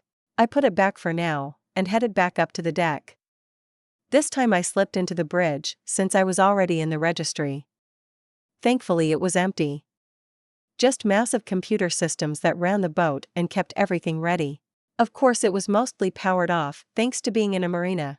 I took a few pictures of everything, and since I was on the bridge and already had access, did a quick dive just to download the records of the boat. And to see if it had any security I had missed. Thankfully the man who owned the yacht used it as a party boat, so the security that could have given me trouble was all turned off. I pulled out. There was nothing else I could do here. At least we got confirmation on the chrome. Now we just needed a plan to get everything out of here without alerting the Billionaire Yacht Club we were doing it. Getting back was an easy enough task. I retraced my footsteps until I reached the rear of the marina. Then I just climbed back up the palm tree to reach the third-floor pathway, sauntering back the way I came without any difficulty. The next morning everyone met up at the basement. I had once again stopped at the diner and grabbed some food, so we were having a work breakfast. Wow. Look at all those crates. Ichi said, eyes wide as he stared at the pictures of the hold. That's not a tiny stack of eddies. I don't even know if I could sell that much chrome. Hiromi said, looking a little daunted by the task ahead of her. Don't count the chrome yet. We still need to figure out a way to get it off the ship and out of the marina. The place's security is crazy. I reminded them by pointing at the many checkpoints and security systems they had set up. Okay. Can we get a smaller boat and have it come up in the night, take the crates and Delta? Malcolm asked with a shrug. Where would we even get a boat? Hiromi asked while shaking her head. I can ask around, but I'm not sure we could find something big enough to even hold the crates. So we need a truck. Or. It hit me then. It wasn't like I wanted this asshole who helped scavs, or was a scav. I hadn't figured that out yet. To not be massively inconvenienced by this. How about we steal the ship? Everyone looked at me, then to the pictures of the bridge or the boat in general. Can we? Malcolm asked, part actual worry and part hope. I actually don't know. I said, frowning. Sure, I had the driving skill, but that wasn't the same thing as sailing. There was only one way to find out. I have a lot of the boat systems downloaded. I'll see what I can find out. Ichi, Malcolm. If we steal the boat, we will need a place to dock it to offload everything. Preferably outside of the city, but close enough we can try to beat the NCPD, or worse, that will want to stop us. Can you both go scout for a good place? Remember, it will have to be deep enough for the yacht to get there. Yeah, we can do that. Ichi said confidently, Malcolm nodding along. Hiromi. Go through the data we have. Find out who the owner of this yacht is. I don't want to end up pissing off some Arasaka executive or something without even knowing. Okay, I'll figure it out. I think I have an idea on how to do this. I'll need to make a call. I told them, standing up and stepping away. Time to call in a debt. I ended up needing a face-to-face. Heading out into the Badlands in my quadra was always fun. She did seem to just run better on the dusty streets leading out of Night City. This was what she was made for after all. The nomad camp had moved since I last saw them, which wasn't a surprise. Thankfully, it was only about a 4-hour drive to reach them. As I pulled up outside the Alda Caldo's camp, I was surprisingly greeted with happy smiles and waving hands. Motoko. Hey kid, have you been? One man called out, someone I recognized from our last visit as the man who cooked the delicious barbecue I had eaten. I could feel my tongue lick my lips as I remembered. Nelson. Nice to see you. I called back, getting a smile in turn, for remembering his name, and to my surprise it was like that throughout. As I walked towards where I would find Saul, the man was resting back in a lawn chair among a fire when I saw him. To my happiness, not only was Saul there, but Scorpion and Panem were sitting around. Hey! Scorpion, Panem. Good to see you. Saul. Thank you for being willing to hear me out. Not every day someone sends me a picture quite like the one you did. He said, and I nodded. I had sent him a picture of the hold full of crates loaded with chrome. What's going on, Motoko? Saul has been tight-lipped. Panem asked, looking eager, and I nodded, settling into a seat that Saul offered. I've been hitting scav dens for loot. I explained with an evil smirk on. It's easy, gets rid of scum, and brings in some good income. But I was checking out a den I found on the net. The morons fucked up their security. Their cameras were saving their recordings, and had been for months. Saul leaned in, instantly figuring it out. You were able to see what they did with the chrome? I always did wonder. Yeah. They loaded it all up into vans, and took it deeper into the city. Toward city center. I ended up tracking them to their destination. That's what the picture I sent you was. You found where the scavs were storing their stolen chrome. Panem nearly shouted, looking at me in shock. I found where at least this group of scavs were storing their chrome. I don't have the whole picture. I don't know why they are storing it on a yacht. I mean, I can guess they are intending to take it out, but it's not that sort of yacht. I don't think it would survive an ocean cruise. Definitely not. Not unless you're sailing in an Arasaka supercruiser. Saul said with a snort. Anyway. The yacht is docked at a super secure marina. It's gonna be nearly impossible to try and pull the crates off the yacht with a truck. We considered getting another boat, just sailing up and transporting everything over, but that would be easily noticeable, and finding a boat that can hold that much chrome? Not likely. AV wouldn't work either. Scorpion mentioned as his mind removed possibilities. Which is why I thought. Why not steal the whole yacht? Saul was looking at me with an upraised eye. Scorpion had a growing smile on his face, and Panem had the look of a woman eyeing a big payday. Sounds like it could work. It would be tough. Stealing a yacht like that? Not like lifting a truck. Right.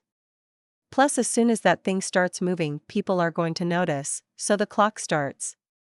So I thought to myself. Motoko. What group of people do you know that you could trust that might be willing to help set up a secure area in the Badlands to offload everything into vehicles and get it moving before something like the NCPD would show up? I said, ending my words with a big wave of my arms at the nomads. I don't think we can help. Saul said after a few moments of seeming to consider it. What? Saul. Hey Saul. Both Panem and Scorpion tried to argue, but he raised his hand and both went quiet. That's right. This was before the whole Panem/Saul conflict that happened in a year or so. Panem still respected Saul, and wasn't basically running from the Aldecaldos due to their differences in opinions. It would bring a lot of heat down on us. Maybe even too much. Not just the NCPD, and whoever this corpo is that owns the yacht. Imagine what will happen once the Raffin figures out what we did, and they will. I frowned. I hadn't considered the Raffin angle. Bullshit. We should do this. Imagine all the eddies that will flow and we get a piece of that much chrome. Easy, Panem. Easy. Scorpion argued, but Panem was on her feet. Saul. Panem. Enough. We won't take part. It's too dangerous. Saul denied firmly. He turned to me as Panem was forced to stand there in defiance. Sorry, Motoko. This isn't something we can take part in. No worries. I get it. I hadn't considered what the Raffin would do if they caught the scent of that much chrome. I would actually need to figure out what to do about that. It would be a long drive back into the city with our trucks full of loot. Plenty of time for some Raffin to hunt us down. This is bullshit. Panem cursed as she instantly just turned away and stomped off. Panem. Fuck. I'll check on her, Saul. Scorpion said, but before he ran off, he turned to me. Sorry, Motoko. It's cool that you thought of us, but. Yeah. I threw him a thumbs up as he took off, and then I was back to Saul. You've been up to a lot. Saul offered after a moment. You should be careful. Doing something like this will put you in a lot of people's sights. I nodded, but since he wasn't going to help. Thanks, Saul. I need to get going. Good luck, kid. Nothing more needed to be said. I walked back to the quadra with a lot on my mind. Was I rushing a big gig because I thought it would be cool, rather than staying safe? The heat of something like this could be huge. Maybe I should just skip it. Keep taking out scav ends. Let it go? Well, I had a few hours on a long drive to think about it. Chapter 86. I was still hammering through the issue in my head when I got back home. I would call the team together soon to chat about what to do, but we had been running around for a few days now. Best to give everyone some time to decompress. Unluckily for me, June wasn't home, which was disappointing. I really wanted to talk to him about what to do. So instead, I flopped onto the couch and pulled up all the data. All the recordings and pictures. Oh. Hiromi had actually sent me a dossier on the owner of the yacht. Well, it wasn't quite that professional, but it had the information I had asked for. Bartolomeo Mortellini. I muttered as I read through the information. Apparently he was a purveyor of certain kinds of entertainment for the rich and famous. Parties. Drugs. BD. He did them all, and was apparently rich and popular enough his parties could even have high entry costs. The sort of thing that the rich and famous could get involved in to make themselves seem even richer and more important than the people that couldn't get in. His yacht, the Ge, was a common party spot. I'm sure the parties were all very respectful and drugs and other entertainment wasn't allowed. Sure. But there was a benefit here. As popular as he was, he wasn't a member of a corp. If he disappeared, some people might be annoyed at the lack of parties, but I doubted I would have corpo hit squads after me and my chums. Why scavs? I didn't get the connection though. He obviously wasn't one himself. But why would a guy who hosted parties help out scavs? Money? I doubted it. If he was hosting parties with the rich and famous, he was already quite wealthy. So what was going on? I shook it off. Whatever deal he had didn't matter. Fuck the scavs, and fuck this asshole who worked with them. So how do I come away with this gig without getting burned? To start with, I would need to move the yacht. I would have to make sure it even had fuel. If it didn't, it certainly wouldn't be able to move. That would be tricky. I would need to do this hopefully without having the marina realize until it was too late. Then I would need to sail the boat down the coast to somewhere I could loot the thing. Hopefully NCPD didn't have a Coast Guard element, or if they did, they would just ignore what I was doing. I gave it a 50-50 either way. Then I would need to have enough people to unload the ship, to pack it away into trucks, and get it the hell out of there to hide it somewhere else. All without having Raffin or other scavengers come to take it from me. The nomads not helping made it more difficult. I sighed. Did I want to try bringing in the SLS into this? I winced at the very idea. Sure, they obviously knew how to loot, but bringing a bunch of kids that I barely knew, with crates of chrome each worth tons of eddies? I would be surprised if even half the crates showed up at the end. Could I trust them? I don't know. I was leaning towards no though. Maybe I can hire them out to help Hiromi while she is selling or something, but for something this big. So who else could I trust? The Mox? I had to shake my head there too. While I was close to Rita, and I liked Judy and Knox.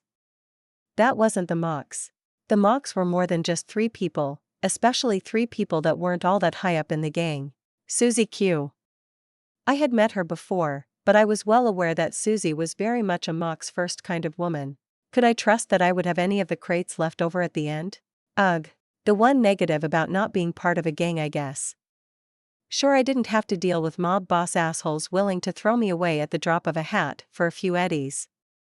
But I also didn't have enough people I trusted to get some gigs done. I was even starting to consider going to Wakako. She would know people, but I was sure if I did that, my payday would start dwindling real fast. I shook it away. I would talk to June. He was great at giving me advice, and being a sounding board. I ended up getting stuck in my head despite my goal to wait for June, So when he finally got home a few hours later, I hadn't done anything but consider what I was going to do. June. I need life counseling. I demand from the couch, sitting and pinning him with a firm look. What? I need advice. Come sit when you are ready. I told him firmly with a nod of my head, and June must have realized something because he snorted and nodded, first heading to the kitchen and then coming back to settle onto the couch with a drink in hand. What's up, Motoko? So here is the deal. You should totally steal it all. Flatlined the gonk too. June offered with a sage nod, which did nothing to actually help me. Your life counseling sucks. I informed him, which didn't seem to bother him as he shrugged. Motoko. You've been thinking about all these groups that could help you out, but you forgot one of them in your list. He says, and I have to turn my head away. I hadn't forgotten one of them. It just wasn't even an option. Fujimura-sama would definitely mobilize the kamikaze for a payday this big. I'm not working with the TC on this, June. You are worried about the heat a gig like this will bring, right? If the TC helps, suddenly the heat moves away from you and your chums, and is put squarely on the TC. It solves all of your problems. He argued. Except I would have to work with the tiger claws. Putting myself even closer to becoming one of us? He said with a smirk. I'm not. I argued instantly, but I was definitely not whining. June reached over and pulled me into a hug. I know. You're a bit too wild. It drives Fujimura-sama mad. Good. He's a jerk anyways. I grumbled, but June just stayed there and I sighed. I don't want to just be some gangbanger, June. I shouldn't need to rely on something like that. Well, you have choices, Motoko, but it sounds like all the choices have good things, and bad. He informed me, and then like the big brother he was, he picked me up as he stood up and tossed me back on the couch suddenly as I yelped at the sudden motion. Figure it out. I'll help if you want help. He said, and then just walked into his room. Oh man, I am so cannonballing his ass sometime soon for this. I don't get the problem, Motoko. Let's just grab Richard and some of the kids. Rent a couple trucks and steal the boat. You said you could. Hiromi said as my chums and I had met up that night. I said I probably could. I mumbled, but it wasn't very strong. I don't know why, but I was just nervous about this gig. It was one thing to take out some scavs, or something. Street-level crime happens every day. Stealing a yacht that probably cost more than 1 million eddies? Stealing an entire shipment of scav chrome? All with the chance of it blowing up in my face? My chums were happy with taking part, and maybe getting a rep from the gig. But I wasn't. I like being unknown, Hiromi. Doing it all ourselves means all the heat goes straight to us. I'm not understanding the problem with this, Motoko. Hiromi said, continuing to argue with me across the table. We were back at my basement, which had somehow become our de facto hangout point, I guess. You need a better rep right now, no one knows you. Like when we went to get the car back. If you had a rep, they wouldn't have dared mess with us. Hiromi argued. I don't think a rep would have changed that, dash. It would have. It totally would have. God, Motoko, you are like a super ninja killer, but everyone just treats you like an unknown because you don't show off. You are so standard, it's infuriating. Sometimes. Hiromi said with a groan of frustration. Did you just call me standard? What does that even mean? I demanded, and Hiromi rolled her eyes. I didn't mean anything bad. You just don't try to build a rep or anything. You don't ever hype yourself up. You do the BD thing, but no one even knows it's you. You could be like a famous solo right now. Fame just means more people know about me, and can plan around my skills. It's a terrible idea. I argued, but Hiromi rolled her eyes at me, turning to the boys. Help me out here. She demanded, and the boys, perhaps wisely, both didn't jump in. Malcolm even raised his hands up non-verbally, saying don't bring him into this. Don't try to team up on me. That's mean. I said, and Hiromi growled a bit. Motoko, I think you're amazing, but you are so gonk about this. Rep is important, it tells the gonks on the street not to mess with you. If you weren't hiding yourself so much, you could walk into any TC place and they wouldn't dare mess with you. And it would make every gonk on the street that thinks they can make a rep come for my hide. Hardly. You don't see people gunning for June, do you? That's because everyone knows June will flatline them. You just need to build up a rep too. Hiromi. I literally got kidnapped because people were gunning for June. I reminded her, waving my silver hands at her. She winced, looking a little lost as she didn't have a good rebuttal. But it wasn't about winning or losing the discussion. Maybe you are somewhat right. I'm feeling nervous about this gig. If the nomads had agreed to help, I think I would have been fine, but now we have to rely on hiring another group. Either the SLS or going through June to get TC gonks. It just makes me uncomfortable. Hiromi didn't jump into the conversation like she normally would have. I guess my words had cut a little deeper than I expected. Instead, she seemed to be thinking, so I simply let the quiet settle in. Sorry for pushing. I guess I get why you don't want to have anyone notice you. Hiromi offered, and I frowned. It's not like that. At least I don't think it is. Is it? I had to ask myself. Is my hesitation fear of what happened before? Of being the one being attacked, and not doing the attacking? I was definitely weaker on the defense than offense. But everyone was really. Was that why I was so hesitant to let myself be known, to build a rep outside of the few people I trusted or worked with? Was I just afraid? This time Hiromi was being considerate as I stared at my hands. Was I afraid of people knowing? I mean, sure, ninjutsu worked best without anyone knowing I existed, but I wasn't just a ninja. I wasn't just a net runner. I was Motoko, and I had a life to live. I leaned back in the chair staring at the ceiling. The picture of the ship's hold pulled up before my eyes. That was a lot of chrome, a lot of eddies. I wasn't hurting for eddies, but was I the kind of person that would let an opportunity flow past me just because it was a risk? I hadn't thought I was before. The nomad gig had told me I wasn't the type to let something go just because it was dangerous. But had I done anything that really put myself at risk since the kidnapping? Well, once I got over my absolute hatred of Maelstrom, I had been careful on gigs. It didn't always work out, like getting short-circuited and shot by V3L and Morgan. But I had been super hesitant to even do that gig at the time too. No, I wasn't going to live my life afraid. I would just have to get better. Be better. Improve myself. Improve my chrome. Improve my rep. I had to admit. Maybe just a little I was turning into a real Night City citizen. Because the idea of just letting this go wasn't in me. Fuck it. This is what we are doing. The BD started with a blink of my eyes. I had purposefully set myself in a good position. I was crouching over the glass railing on the office building looking over the marina. The preparation for this moment took a few days. Checking to make sure I knew how to get the yacht moving. Making sure it could move. Getting all the little pieces in place. Tonight I was going to leave a real mark on Night City. I intended it to be a good one. Looming like a gargoyle as I looked over the marina, I made sure to focus my eyes on the men wandering around. Security, high rollers, everyone. Mentally marking them and making sure they wouldn't be in the way. Dawn was an hour or so out. So it was still dark, and it was at the moment where there was the least amount of people left hanging around. The yacht had even had a party tonight. I would likely have to deal with at least a few passed out people before I got the yacht moving. But that had all been prepared for. So I moved.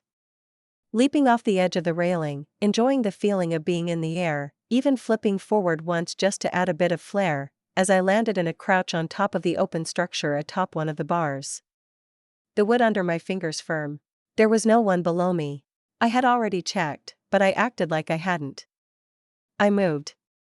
Running atop the wooden slats and then leaping. There were cameras all around. But as I flipped again in the air, I sent a command, and all of them shut down. I landed and moved. Sliding along the bar and security room, rushing right for the open window I had leapt through before.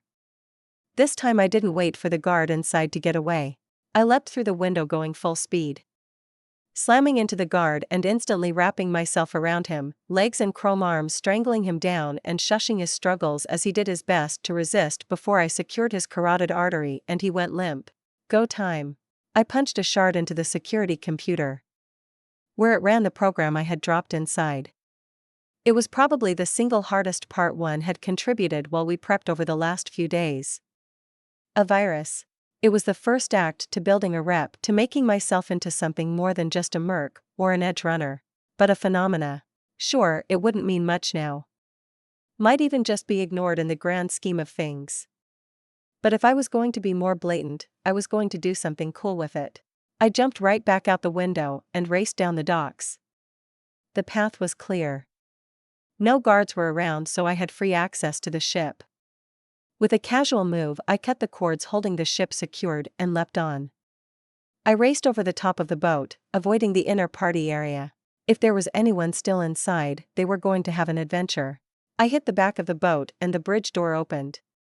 My previous escapades having already given me full access. Thankfully, it was empty, and so I rushed to the control console.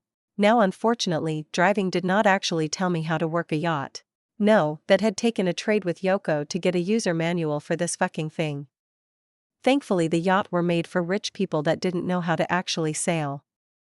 I pulled it out and followed the steps to get the engine to boot up, and slowly a faint rumble started through the boat. It was really quiet. Made sense, a pleasure yacht wouldn't want to have a loud engine. I pulled back on the throttle, and slowly I watched as it began backing out of the dock. Of course, no matter how quiet, the marina was a high-end million eddy sort of place. Some alert went through no matter how silent, and I already noticed guards all along the marina start rushing around. That was when my eyes flashed as I reached out to the security system. My vision shifted, looking out through the camera systems at the marina. Reboot optics. I hit them all. Guards, clients, workers. Suddenly, like a plague, everyone's vision cut out.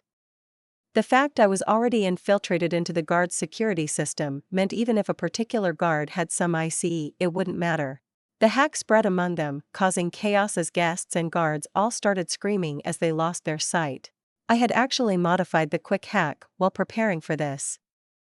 Reboot optics when it started back up meant their vision would still be blank. Too dark to see anything, but they would be able to see their agent screen if they had one installed, or their eye settings overlay. It had come to me while planning this, a way to make the hack even more effective. A way to gain myself more time. So when all of their optics rebooted, a virus had infested their system, covering their vision as it took over the overlay of their optics. They wouldn't be able to get access to their settings to reset their brightness unless they were truly tech-savvy, because they would have to do it without actually being able to see their system behind the symbol I had implanted. Instead, their eyes were locked onto a certain symbol. The only thing they could see. I thought what I'd do was I'd pretend I was one of those deaf mutes. Or should I? I muttered to myself. The blue symbol of the laughing man from Ghost in the Shell, the symbol of the laughing man. A super wizard class hacker, able to completely bypass someone's vision. I wasn't quite at that point yet, but it was a reminder to myself about what I wanted to become. Then I continued, spinning a wheel, to spin the yacht around. It was a slow lumbering thing. But I had some time. Probably. I did have an air canister and mask sealed into the small of my back just in case everything went wrong and I needed to leap overboard if the NCPD attacked. But I was sure this would work out. Mostly. Maneuvering the yacht out of the marina, I got it going forward out towards the sea, and slowly out to sea. I would need to head south, the Biotechnica Flats, south of the city, would be the meetup point. Itchy and Malcolm had done a good job finding a place we could unload the ship from. Once I had the ship moving and a straight line would do for a few moments, I stepped away and headed out of the bridge. Time to see if I had captured some hashtag important people. Chapter 87. I sauntered down the steps into the yacht, and into the room that was more like a club than what I expected on a boat. And I actually had 3 sleepers. Oh no, there was a 4th person passed out, halfway under a table. 4. One of them I recognized. Too bad for Bartolomeo.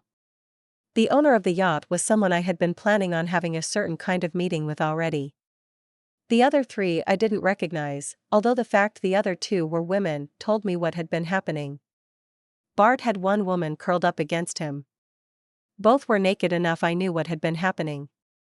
The 2 men were equally undressed, but the big guy had rolled off the couch at some point and was basically napping under the shadow of a table. I nearly whistled as I walked along the room, taking note of everything. Like the fact Mr. Table had a barrier near him. Interesting. I picked it up and checked it. Loaded. That was an easy fix, and then I put it back to where it was. There weren't a lot of people that walked around with a barrier. They were clunky, heavy, difficult to conceal, overpowered weapons for most people. It only made me more suspicious about Mr. Table's identity. Was he the scav contact that Bart had? Was this guy important with the scavs? Well, I might just find out. First I hacked into all 4 of the sleeping gonks. It only took a few moments to breach their systems and put in a jammer. Any attempts to reach out for help would fail, couldn't have that after all. Then I grabbed an unopened bottle of champagne, swished it around, shook it up to make sure it was nice and frothy, and then popped the cork. The spray of champagne over Bart's face was more than enough to leave him sputtering awake with a curse. The fuck? Bastard, who did that? Is that you, Sandra? You bitch. He cursed, clearing his eyes of the frothing alcohol. Not exactly. I told him using my sexy Motoko voice. After all, this guy wasn't dealing with a teenager looking at a big score. No, this time I was a dangerous edge runner, having already taken a millionaire hostage. He jerked away as he caught sight of me. I was wearing the Section 9 gear, with a few additions. The upper part of my face was covered by a set of tech goggles I had picked up. I mean, the major had a set. So I needed one too. Especially since this was my first big gig. The Bart was cut off as I pulled my Lexington out from behind me. He might be a millionaire, but he was also a NC resident. He knew instantly what trouble he was in. Hey, easy. Listen, I'm sure we can work this out. Whatever bounty is on my head, I'll pay it out. Honest, I mean, this is my yacht, I have the eddies. His gibbering had obviously started waking the others. Thankfully, with the techgogs on, no one could see my eyes as I tracked Mr. Table as he sat up from underneath the thing, taking in the sight of me pointing a gun at Bart. I'm not here because you have a bounty, Bartolomeo Mortellini. I informed him calmly. I'm here because of the multiple crates of scav-gathered chrome that is currently below our feet. I idly tapped my toes a few times to let the sound echo around. Then I went silent to let my statement fill the air, and I could see the fear on his face. Bitch. A Russian accented voice said from behind me, but I ignored the big Russian man that was now pointing a barrier at me. The fact he was mostly naked was also a reason I was doing my best not to look. Nice, Mr. Stud there, champ. Let me guess, you are the scav contact Bart here is working with? Huh. As if you will ever find out, little whore, I will enjoy seeing your corpse ripped into dash. That was as far as he got as I drew on him. My barrier casually pulled out of my shoulder holster and aimed. I purposefully drew slow, giving the fucker plenty of time to pull the trigger himself. The audible click of his barrier failing to fire was very satisfying, but not as satisfying as seeing his head suddenly vanish. I let the roar of my barrier echo around the room. The girls both screamed in shock at the sudden noise, both now fully awake and suddenly realizing the danger they were in. Hey! Bart called out, hands up, as I hadn't taken my Lexington away from his face, nor had I truly looked away from him. I loved my Karoshi. Bartolomeo. Perhaps now you are more willing to listen? Yeah. Yeah, sure, whatever you want. Yeah, the hold has the chrome. I swear they threatened me. Kajetan had a gun up to my head. Honest. He nearly kidnapped me once, and I really don't care. I told him simply because I didn't believe for a second he was just being threatened. You don't usually have an orgy with a guy that was threatening your life. Or maybe you did? Hell if I know how Night City scumbags ran things. Fucking weirdos. No, I had no doubt that Bart thought he was cool and dangerous for having gangster connections. What are you going to do to us? The woman sitting beside Bart asked. She had been slowly trying to gather her clothes to cover herself after realizing the situation she was in. You and that one aren't any of my interest. You are free to go once we get where we are going. I told the woman. Wait. What? Going? Bart asked, looking around in confusion, before seemingly remembering he was on a yacht. That his yacht could actually move. Take a look for yourself. Feel free to jump into the water if you want to escape early, but I wouldn't recommend it. I told them as I pointed at the front of the boat. I want all of you out there on the front of the boat. Get dressed and get moving. I ordered, and the girls were quick to listen, reaching around to grab clothes and start dressing themselves. Bart, that means you. I demanded. My Lexington still aimed at him, and he hurried to find a pair of pants amidst the party mess. I simply turned away, taking only a moment to grab the empty barrier. Didn't want to risk someone finding some ammo for it, and headed back out and into the bridge. We hadn't gone too far. This thing wasn't exactly a speedboat, so I only made a slight adjustment to the course. Of course, as I was doing that, I was seeing a lack of 3 gonks standing out on the front of the boat so I could keep track of them. I walked back down, noticing the 3 had mostly huddled together. The girls now dressed, if not decent, while Bart looked like he was searching for something, tearing through the cabinets and couches. He probably had a gun somewhere. I fired a round into the fancy molding above his head, earning screams from all 3. Heh. Bart screamed like a girl. I said, get to the front of the boat. Perhaps I wasn't clear. The 3 hurried out, barely dressed and terrified. With that done, I went back up to the bridge to navigate to the drop-off. With the 3 gonks at the front of the boat, I was able to sail it down the coast while keeping an eye on them. The one time they thought to try and sneak back inside, I had come down with a warning shot that had come much closer to hitting than they had liked. So they stayed where I wanted them. I was actually surprised at the lack of response. No NCPD patrol boats tracking us, or AVs flying in to launch a MaxTac team. It was just a quiet trip through the waters until we left the sights of the city behind and towards our destination. Then slowly, I spotted my stop. A few trucks sitting out near the water with a dozen or so workers ready to haul the loot out of the hold. The only place along the coast that was low enough to get on, but wasn't a beach. It was old concrete, a boat dock at one point years and years ago, but had been abandoned for decades. Itchy and Malcolm had found it, and so we had our meetup point.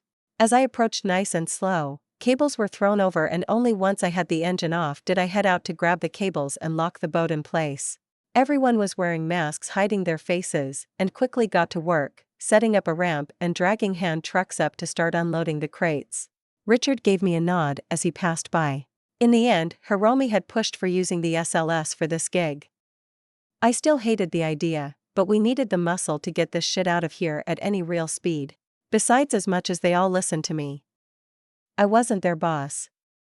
We all worked together. Even if I did a bit more a lot of the time. Itchy, Malcolm, Hiromi, and I would be keeping an eye on the trucks to make sure nothing disappeared as we transported everything back to a storage yard that Itchy and I had put together for us. The 3 gonks were pulled off the boat by a few of the SLS and pushed out of the way. There was no need to worry about holding on to them. We were in the middle of the desert miles from Night City. They must have realized it too, as the girls mostly stayed huddled together, while Bart continued to glare and curse under his breath. Especially when crates of chrome started being pulled off the yacht. Each one made the man angrier. But he wasn't a complete fool. He kept himself quiet, just glaring. Just as the first few crates started getting pulled out of the yacht, my quadra pulled up. Hiromi had dropped me off at the marina, and had driven my quadra out to meet me. I walked over and noticed the eager look on her face as she stepped out of the car, but she didn't move away from it, just leaning against the car as she looked on as more and more chrome was put into our hands. It's amazing, she whispered, and I nodded along as Hiromi looked on at all the hard work she had done. After all, I might be the one handling all the combat and stuff, but logistics were Hiromi's speciality. Hiromi and I watched on, after she gave me back the key to my quadra, and we watched on as the trucks were loaded up, each crate representing a ton of eddies for our pockets. Then when the hold was emptied, it was show time. The BD needed a finale after all. I walked back onto the boat, making sure it was empty. I noticed the lounge area in the lower decks was suddenly far less full of money and drugs. I rolled my eyes at the SLS, but if they wanted to grab a bonus as long as they stayed away from the chrome, I wouldn't complain. The yacht was let free, despite Bart yelling asking what was going on. It took a minute to angle the yacht out to sea. Then I hit the engine and ran. I leapt off the boat, landing in the shallow water as the yacht started its journey out into the Pacific. That's my yacht, Bart yelled, looking at me in anger. But I ignored him. Unfortunately for him, the gig wasn't over yet. I walked over to my quadra under the watchful eyes of my crew, the SLS, and the 3 prisoners. There I pulled out of my trunk a special surprise. The case was heaved out and then opened, and the moment the kids saw what I was pulling free, they all screamed in surprise. Then cheered. Watch the back blast, I told Hiromi as I hefted my Urigan onto my shoulder. I knew having a rocket launcher would come in handy someday. Wait. Wait. Bart screamed, but he was held back by the guns Malcolm and Ichi were covering him with. Then I fired. The rocket launched, giving me a bit of a kick as it soared high into the sky before angling back down. The nomad missiles were pretty good. Normal Urigan missiles were just dumb fire, but having some guidance on them was a nice trick. The missile came down on top of the yacht. The explosion was shattering. For all Bart's stupid yacht looked like a sleek stealth ship, it was just a pleasure cruiser. It ripped apart, then exploded again when its Chu-2 went up. I might have made sure the fuel tanks were topped off before all of this happened, just for the extra fireworks. The entire ship turned into nothing but shrapnel as the kids around us all cheered at the explosion. You bitch. You blew up my yacht. Bart called out, sounding almost defeated as he fell into the sand around the concrete. He was angry. He was wrathful. He was going to be a problem. Which is why this had already been all planned. I walked over and before he could even realize what I was about to do, I put a bullet in his head. 250 XP gained. The 2 girls started shrieking as they realized I had just executed their chum. Working with scavs meant you were a dead man. Did you think I was going to let you walk free? I asked his corpse before turning to the girls. They both flinched, looking horrified. Not gonna hurt either of you two. You have 2 options. Walk now, or hitch a ride back to the city. If you cause any problems though, I'll kill you. I informed the 2 women with simple words and then adjusted the Urigan on my shoulder and looked back to my crew. Pack it up. We are moving. I called out and everyone cheered. Gig complete. BD ended. We did just as I said. Driving into the city, we dropped off the 2 women at the first metro stop we came to. They both hurried away, and that was the last I saw of them. We drove on towards the storage yard Ichi had sorted out for us. Well, mostly his work. I had unfortunately realized that if we were going to store this much loot, we couldn't just do it on our own terms. It would be picked clean far too easily. There was too much. It was too tempting. We couldn't trust the SLS to watch it without it going missing, so while they were transport, they wouldn't be the ones watching our loot. No, I had unfortunately been forced to make a deal with the devil. We pulled into a storage yard, waved in by the Tiger Claws gangsters sitting around the entrance as each truck moved in under their eyes. Inside, I pulled to the side as the trucks moved in to start unloading into a storage lot Ichi was managing. I had put Ichi and I into a room with a man I didn't want to deal with to help set this up. A man that was even now waiting for me. I unfortunately had a conversation in front of me. Fujimura. I greeted as I stepped out of the quadra. The man was leaning against his own car, obviously waiting to see what would happen. Kusanagi. I see you were successful. He mentioned, looking actually pleased as the trucks opened up and the many crates of chrome was revealed. Yeah. Worked out just like I said. No issues other than the owner of the yacht was on board when I clept it. I noticed his look and rolled my eyes. He's flatlined, as is the scoff fucker he was partying with. Pretty sure it was his contact. I see. Then it was a successful gig. If one of my subordinates pulled off a success like this, I would have no choice but to promote them. He mentioned, obviously digging, but I shrugged. Too bad I'm not your subordinate. Our deal won't have any surprise complications, will it? I asked, not quite looking at the man as we both watched Ichi guide the kids into unloading. I was really glad that none of the trucks had gone missing en route. Then again, other than me driving my quadra, Malcolm, Ichi, and even Hiromi had been driving the trucks. I had been tempted to ask Nox for help as well, but there was honestly a reason I had revealed my Urigan to the kids before we left. I made it very plain that if any of them tried to run off with a truck, I would deal with them. It will not. These men are mine, and they will treat your belongings as my own. None will go missing. As long as your part of the deal is upheld. Course. Everyone wants chrome. Me, my chums, even you. It told him. That was the price of using TC protection. Fujimura, or more specifically the kamikaze, would have the right to get some of the chrome we gathered. Basically their ripper would come and pick out things they wanted, and they would all be free up to a certain point. Basically Hiromi gave them a stipend they could grab some things with, the rest they could buy if they wanted to be clients. It would keep us from having to pay the TC directly as well. Honestly, the deal was pretty heavily on my side. Fujimura had seemed very pleased to try and tie me ever closer to the TC. As always, Fujimura was tying the noose around my neck all the tighter. Their ripper would be here soon. I would have to reach out to Vic as well. See if he wanted to come down for some cheap chrome. No, I remembered Hiromi was already on that. I already noticed the way she was still hanging around inside the truck, definitely on a call with someone. Good. The sooner we turned all of this chrome into eddies, the safer we would all be. It was a lot harder to steal bank accounts than crates of chrome. I would already be hanging around the lot just to make sure no one managed to get in. A heavy hand landed on my shoulder and I didn't startle. I had of course already noticed his approach. Good job, Amuto. Jun said, pulling me into a side hug as he looked at the crates with pride. Yeah. Good job, me. I muttered, frowning. The job wasn't done. Not yet. Despite succeeding. Despite the potential of making a ridiculous sum of eddies from this chrome. As long as this chrome was still chrome and in our hands, it would put a target on us all. I shook myself free from June without a word and headed to look around the storage lot. I would be keeping a close eye on the chrome in the lot over the next few days until it all sold. So I was going to get a feel for the grounds.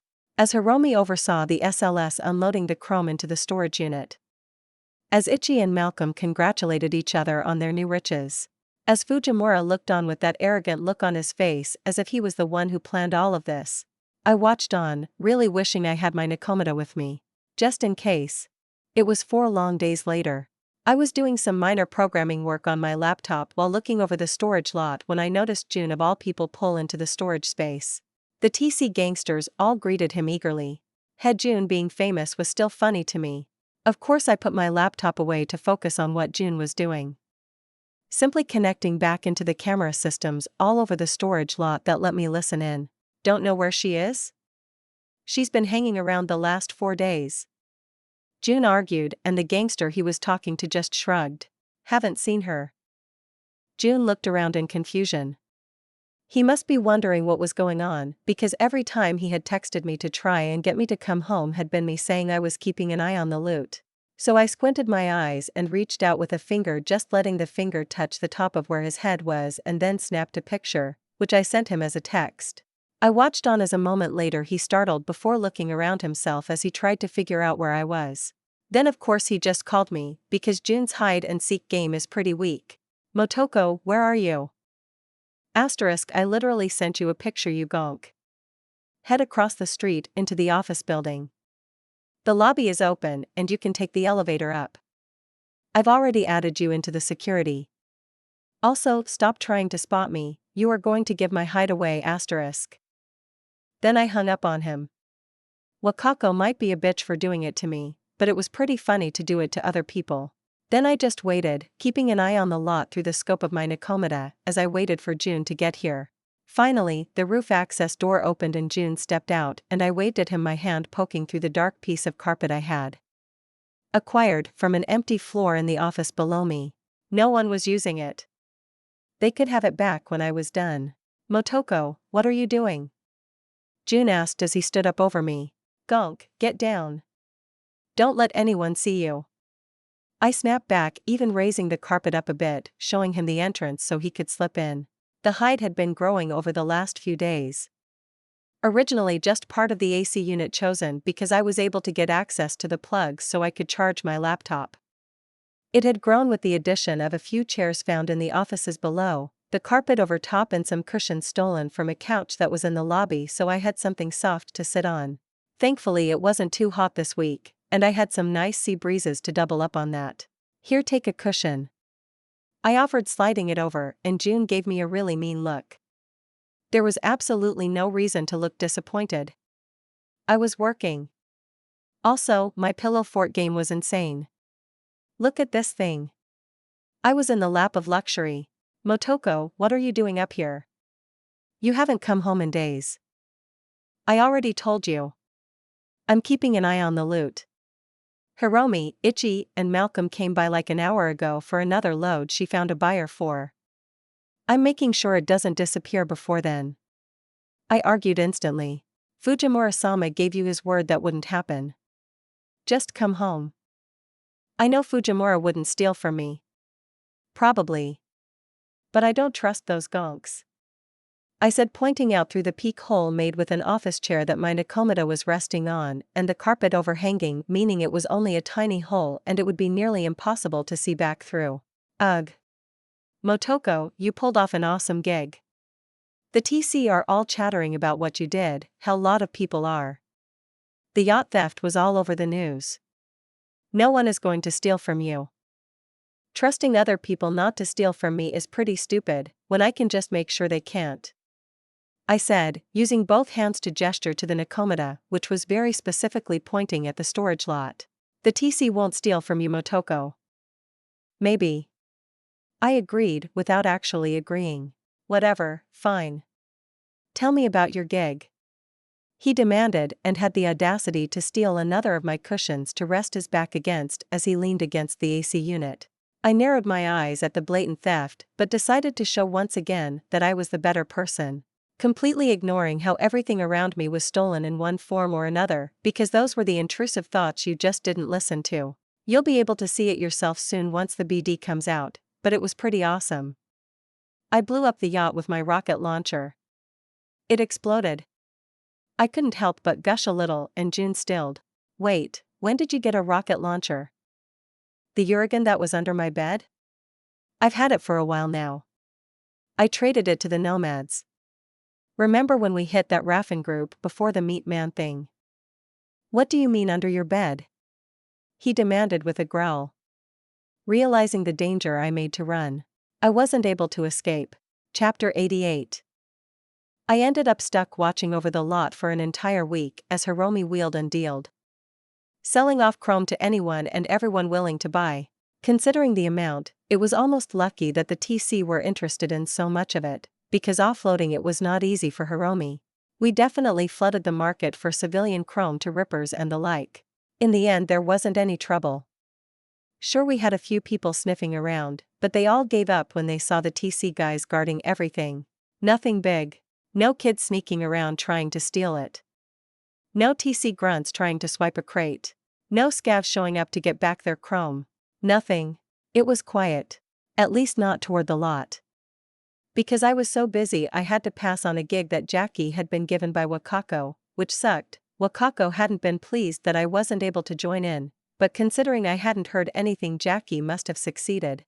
After we sold everything, or at least enough of the chrome that the dregs left behind weren't really something we were going to worry about, I was able to stop lurking over the lot. For my chums, it was a week of running around selling like crazy.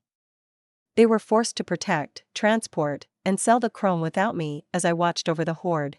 A week before, June's increasing grumpiness at me not coming home ended as the chrome was finally gone. A week before, we all finally met up to celebrate our success. Cheers. Ichi called out and raised a glass. I raised my own to click with his, as Malcolm and Hiromi both joined in. We were at the Ho-Oh Club celebrating. Heh. You should have told me about your little act of piracy, Motoko. Akari whined as she downed her own beer. Akari let them enjoy their success. June said with a roll of his eyes. Practically holding the board back from jumping into our little group. We were at the Ho-Oh Club because June wanted to basically throw a party for my success, and he picked the location. Akari had somehow found out about it and decided she wanted to join. I hadn't had the heart to tell him I wasn't a fan of this place, considering the old management. But it was still a TC club, and now that it had a second floor open, that is what June took over for the party. At least the second floor was nice. A bit higher class than the BD bar down below. It was more like an actual club. The couches were comfier too. I leaned back as June and Akari bickered, as Hiromi continued to look super proud. She had been on cloud nine since we had sold the last of the chrome. Utterly thrilled with all the work she had done. Honestly, we all were. I was just more anxious about the repercussions. The looming threat of what the response could be. Which is why I was happily hanging out with the chums to relax. Motoko, when is the BD gonna be ready? Ichi asked, suddenly pulling me back into the present. I haven't dropped it off yet. I've been a little busy. I reminded them with a sigh. All my chums nodded. Unlike Junichi, Malcolm, and Hiromi had all been super relieved that I had taken up watching the loot. I'll go visit Judy soon. I assured them. You know you could go to a TC editor. June offered, looking grumpy at the mention of my Mox friend. Nah. Judy's preem. I denied instantly. Besides, the longer it took the BD to release, the better. I had actually been really tempted not to make one of the recording. Tempted to kill the 2 women that Bart had been with as well. If there had been no survivors, it would have been quieter. But the SLS had seen, the TC had known. It would have gotten out eventually. So instead, I was going to be blatant about it. Show how dangerous I was, by being almost overconfident. Yeah, I had stolen the scav shipment. What were they going to do about it? Fight me? That last bit was the reason I was worried. I liked my life in Night City. I didn't want to have to worry about even more knives in the dark. I shook it off. That nagging feeling of danger wasn't any of my skills or knowledge. It was just paranoia. I took a deep breath and exhaled. So what is everyone going to do with your eddies? I asked, and suddenly my chums went silent as they all considered their wealth. We had made enough eddies to put all 4 of us into a new economic bracket. At least until we spent it all, but it wasn't like street kids like us normally had tens of thousands of eddies we could blow as we liked. Oh, well. I'm gonna save most of it for my grandmother, just in case. I mean, maybe look into some chrome. Ichi offered with a casual shrug, although I noted that the last bit was less a maybe, and more a definitely for the teenager. Oh, I'm getting some better chrome too. I'm thinking some subdermal. Just so I don't have to worry so much about getting shot up. Malcolm offered. Otherwise, maybe a car of my own. I wouldn't mind having my own ride. Oh.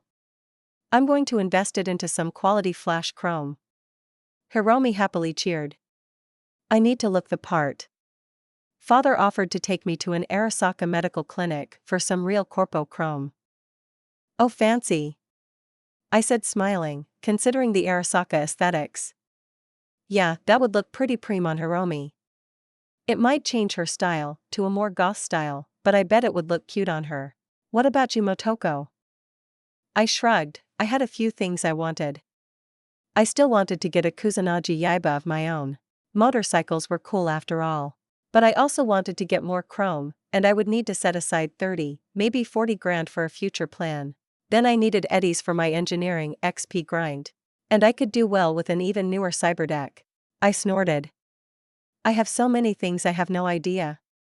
I told my chums, earning laughs from Hiromi, and June chuckled at me too. So that was nice. But June reached over and pinched me. Ow. Jerk. Get some more chrome, Motoko. You don't have to take something from the chrome you clept, but go get some upgrades. Promise me you'll at least get some subdermal, maybe a paint editor, and biomon as well. Just fit yourself out. I'll get the subdermal. I admitted, and all my chums cheered, and June nodded pleased. I really didn't need a paint editor. Cold Blood did an amazing job of that already, and a biomon seemed silly. I didn't need a damn health bar. Good, you should protect yourself. Is there anything else you've been thinking about? He asked, prodding me, and I did have to nod. There was lots of stuff. I really wanted a Sandy after all. And optical camo. Going invisible would be so preem. I wanted to be even sneakier. Maybe some Link's paws of my own, so I would be even quieter. I mean, sure, I probably didn't need that last one, but I could get some jumpy ankles. Was it time to get some leg chrome? I had to consider, as my mind actually remembered it was a thing. Yeah. It might be. I would have to talk to Vic about it. He would give me dad-level advice. I woke up the next morning in my actual bed. I had decided to take a full 8 hours of sleep, just to reset myself. It felt nice to wake up refreshed and feeling good. I guess in the end I couldn't complain about what the future would hold. I would just deal with it as it came, and keep preparing just in case it was dangerous. So that was exactly what I was going to do. I got up and headed out. June was already gone. He must have been tired when he drove into work this morning, since he stayed up so late partying with Akari, who was entertaining at a party while also incredibly annoying. So the usual. The sky was falling like crazy, and I noticed the streets were semi-flooded. I avoided the oncoming traffic as best I could due to all the puddles and the tendency of people in NC not to give a shit. So it took a bit longer than usual before I piled into my quadra and headed out into the streets safe from the rain. The streets slick with oil, painting the entire road a rainbow as I drove through the traffic towards Vic's. I parked outside Misty's Esoterica like always and rushed inside to get out of the rain, earning a laugh from Misty as she watched me pull my jacket from over my head. What? It's rainy out there. I know you gonk, usually people bring an umbrella when it's raining. She teased, pointing out her own neon umbrella resting in the corner. PSHHT. I don't need it, I said, although the fact I was still wiping water out of my hair had Misty giggling. Sure you don't? Here to see Vic? I don't see any bullet holes this time, Misty offered, and I grinned at her tone. Nope, just a visit. I was too busy doing guard duty to see him after he put in the order for all that chrome I picked up. I heard about that. Vic mentioned it. You going to be okay, Motoko? That was a lot of stuff you dropped off, I hear. More than usual. Yeah, I muttered, still wondering that myself. I did a really big gig. I found out this rich playboy guy was working with scavs, holding on to their chrome in the hold of his yacht. So I clept it. You know, thinking about it, the NCPD will have to put piracy on my rap sheet. That's pretty cool. I muttered I would have to go check the NCPD sheet on me soon. Misty just snorted at my muttering and pulled me into a hug, which was nice. That must have been dangerous, but if you stole from scavs, that's a good thing. Yeah. It's big though. I'm worried about them retaliating. It's one of the reasons I'm here to talk to Vic. I think it's time for some new chrome. I'm ready for an upgrade, I tell her, and she just nods. It wasn't like people really had that much of an issue with chrome. So Misty probably just thought I was making a big deal with all the eddies I had now. But this was me deciding to overcome my fear. Then you should go see him. Good to see you, Motoko. Come by more often, okay? I will. I'll come hang out later, we should get food or something. I agreed, earning a smile as I headed through the shop, down the stairs, and into Vic's lair. Motoko. Come in, come in. You didn't say you were going to stop by. Vic called out as he turned down the sound of a boxing match playing on his small TV. Vic. I need some chrome, I said as firm as I could, and Vic noticed it. Slowly he nodded. You sure? No, I see that you are. Alright, kid. Let's get you chipped up. What do you need? Let's make sure I have what you need. First, I need some subdermal. The best we can get. I don't want people putting any more holes in me if we can help it, I told him, and this time Vic frowned. A good choice, but I don't have anything that high-end in stock. I know a guy though, give me a sec. He muttered as his eyes went gold, and he leaned back into his chair. Since he was obviously making a call, I wandered over to the Ripper chair and plopped in, just kicking my feet for a while as Vic tried to help me. Good old Vic. I got something. A set of Militech Armalite ballistic guard. Armalite? Isn't that a gun company? I couldn't help but ask. Armalite was a name I recognized. They made one of the most popular guns in the world, the AR rifle platform.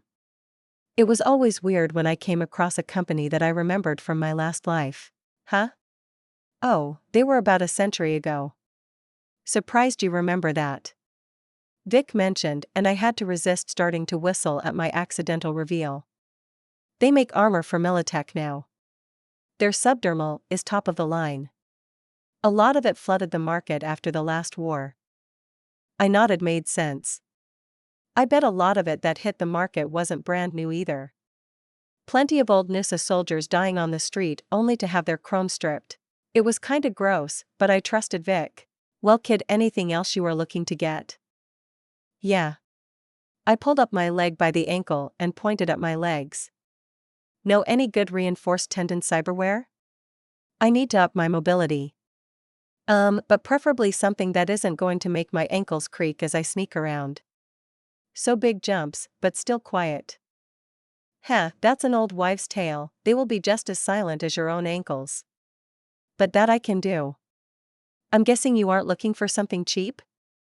I want the best of the best, Vic. I have the eddies. Better to go for quality, for what I'm putting in me. Well kid, now you're talking my language. Check that screen, let's go through a list and see what we can scrounge up. He said as he rolled over, and I pulled down the screen on his ripper chair, watching as the options changed until it showed a listing of all sorts of leg cyberware.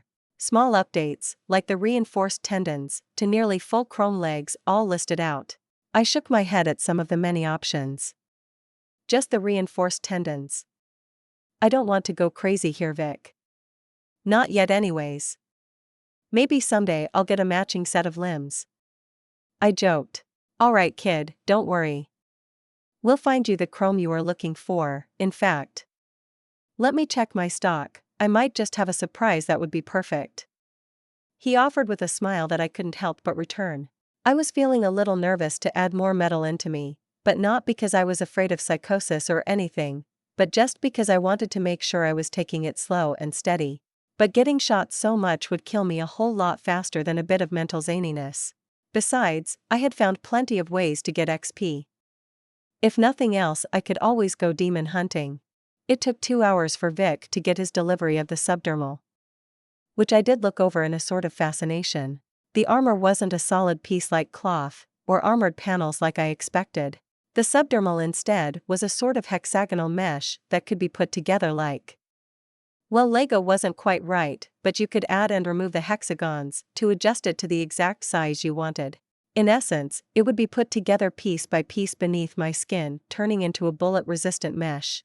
Vic made sure to keep mentioning it was bullet-resistant, and not bulletproof, despite what the marketing would tell me. Trust me, Vic. I know the difference between bulletproof and bullet-resistant. I assured him, but he just gave me his dad look and continued setting up the blueprint of where the mesh would be implanted in on his screen. The reinforced tendons were easier, something he had pulled out of storage, covered in dust. Vic had talked up the chrome quite a bit and I did trust him, but they seem kinda sketchy. I muttered as he put down the container for the implant on the table beside me. These are beyond solid, kid. Professional sport quality cyberware. The stuff they fit on night city heat. You have no idea what that is. He said suddenly at my blank stare. I have no idea what that is. I agree. Kids these days. It's the Night City professional basketball team. I don't watch sports, Vic. I denied his excitement, turning him into a grumpy old man, complaining about kids not liking the right sports ball team. Regardless, the chrome used to be owned by a basketball player, a kid that grew up here in Haywood actually. Dante, good kid, came by every once in a while for years. A few years back, he came by to have me do the upgrade. He was worried his agency was setting him up to take a fall with a new set of chrome. After I checked his chrome, I swapped him up, and he said I could keep these as payment. Funny kid. Paid me afterwards anyways. Vic chuckled, but he gave me a strong look. These things are high-end sportswear. Chrome like this is in a lot of ways even better than the top-of-the-line stuff you could find. It's pricey, but since you don't care about cost, trust me. This is the chrome you want. Alright, Vic. I trust you. I'm ready. Let's get chip pin. Vic stilled and gave me a look. I returned a firm nod. Alright, kid. Lay back. Vic said, reassuring me with a hand on my shoulder as he gassed me up a bit, and I was out. Militech Armalite Ballistic Guard Adaptation Ballistic Guard 0/2. Serrano Airgroove Ankles Adaptation, Serrano Air 0 of 1. I was checking my status after Vic woke me up and had me sit up. You all there, kid? He asked, and I nodded, shooing away the screen. Yeah, just taking it in. Bit itchy, and my ankles feel kinda big and wobbly. That's normal. Your skin is itchy because it's healing. Once it's done with that, you might feel some weird stretching. You are literally bigger on the inside now after all. Vic said, joking to try and keep me calm. The tendons is a big replacement, kid. I mean, this is the first time you've ever gotten such a big change in chrome outside of the obvious. Take it slow. He told me firmly, but I just nodded. It wasn't too bad though. I had chosen this, so I was pretty comfortable with a bit of weirdness for a little. Now normally I wouldn't even let you walk for a while, but that's professional chrome made for fast healing. And you already heal fast. So make sure you do some light exercise, starting in a few days. He cut himself off, poking my chest. Before you do something crazy, you will feel like you are running weirdly at first, and you should practice outdoors in a place it won't be too bad if you fall to get used to your new jumping ability. I've seen a lot of fools fall to their death because they tried to leap across something they shouldn't. Got it. Take it slow, get used to it, and wait a few days for everything to heal, or Vic will give me his disappointed dad face. I joked, and to my surprise, Vic almost jolted at my words, before a slow deep chuckle escaped him. Yeah, that's right, kid. I'll give you the worst disappointed dad face of your life. He said, smiling a little as he reached out, and to my surprise, and maybe secret delight, he fluffed my hair. Hey! I pouted as required by all teenage girls when someone messes their hair, but he just smirked at me. Now take a puff of this now. It'll help keep the pain down, and help heal up the wounds. Yes, Motoko, I remember you heal fast, but take it anyways. Come by tomorrow, or the day after at the latest. I'll want to check you out after you sleep. Thanks, Vic. I said seriously, reaching out and grabbing his wrist for a moment. Really, thanks. Heh, anytime, kid. Hey, Misty. I called out as I walked into her shop. I was very grateful no one had seen me walking up the stairs to Vic's clinic. I hadn't fallen, but the bounciness was going to take some getting used to. It was like wearing moon boots. My ankles also felt like they were made of rubber. It was fun, but in a weird sort of way. They also hurt a bit, but between cold blood and Vic's drugs, I wasn't exactly bothered.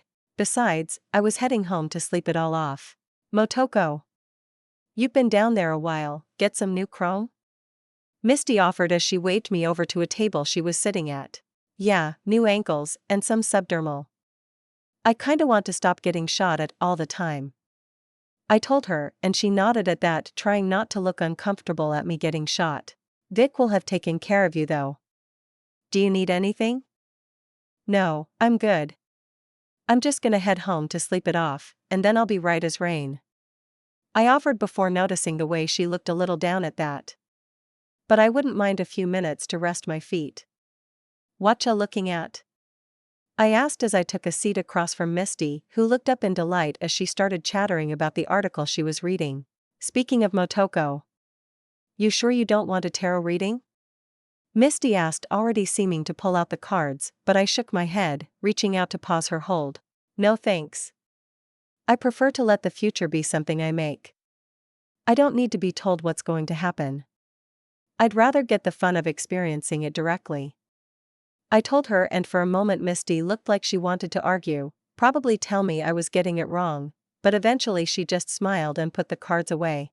That's very wise of you, Motoko. Living your life as it comes. It's not like that really. I'm just too much of a gonk. If you told me something bad was going to happen, I would end up freaking out and probably just make it all worse. I laughed. It was doubly true since Misty definitely had some ability to tell the future. Best just avoid it though. I think it says a lot about you though. It means you really have your own path set out for yourself. I like it. She offered, and I beamed a little at her compliment. Hungry? Misty asked suddenly, and I couldn't help but nod, which had her beaming.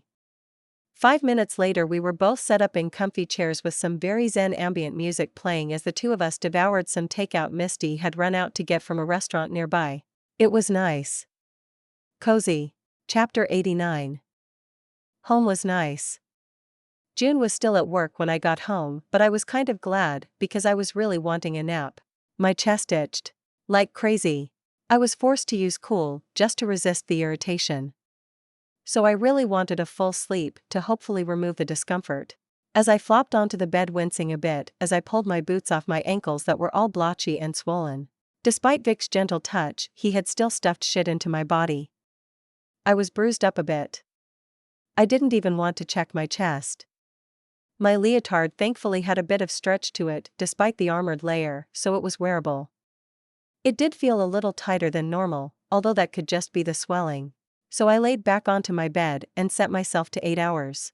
I blinked awake feeling pretty damn good. I stretched, noticing that the pain that had been just under my skin before was gone, although I winced a bit as the itching wasn't entirely done with. Sure, it wasn't nearly as bad as it was, but as I stretched and felt the way my skin stretched, there was a bit of irritation in areas. I scratched a bit and that seemed to end it. For now. I checked my ankles which, well, they didn't quite look like how my ankles used to look. Part of that was the real skin seams over where the chrome had been added in. There were 2 seams, one along the top of my foot, and one about mid-thigh height. The real skin was a good match for my own, so that was cool. Vic did good work. I actually thought the seams were kinda cool too. I wiggled my ankles left and right. Up and down. Rapid fire wiggled them. Seems everything was good. I stood up, rocking a bit. I did have a bit more bounce to my step. I would definitely need some practice to get the hang of everything again, but it was pretty natural to walk forward and I didn't have too many problems. Without thinking, I did a little extra bounce that would normally have just put me an inch off the floor, only to bounce my head off the ceiling. Ow. Hadn't Vic warned me to be careful where I practice? Fuck, he could never know. The dad look would shatter my self-esteem forever. I rubbed my head as I left my bedroom. I was gonna need some exercise. Time to go for a jog. I was so bouncy. It was taking up my entire focus as I ran down the street. My feet felt like they wanted to lift off the ground with every step. Once I got used to just how much bounce I could get, I entertained myself by doing front flips over the terrain of Night City as I jogged around, startling people as I literally flipped over their heads if they were in my way. When Vic had originally told me about the Serrano, he had mentioned their quality. He hadn't told me my hops would go to pro basketball player level. Or rather he had, but I hadn't understood. I was leaping high enough that my feet would be over where my head was at the apex of the leap if I was walking. Hell. I was easily leaping 6 feet straight up, without a lot of effort. Especially since I could probably get even higher with some training and getting used to them. It was super awesome. And sort of distracting. I just knew I was going to overestimate my leaps for a while until I got used to them. Or until I burned a stat point for adaptation. It was only a 1 drop for my ankles, which was nice. Both the subdermal and the ankles being so low cost had reassured me. I guess my arms had been so costly due to the unique circumstance. I stretched my arms up to the sky, enjoying the tension in my chest from the action. Of course, as usual, the chrome arms hitched, or maxed out their extension in a weird spot. I still needed to add more points into them, but my ability to move was certainly better than it had been. I started slipping into some parkour, leaping up over vending machines, or other obstacles, as I broke into a jog. Letting myself really see what I could do.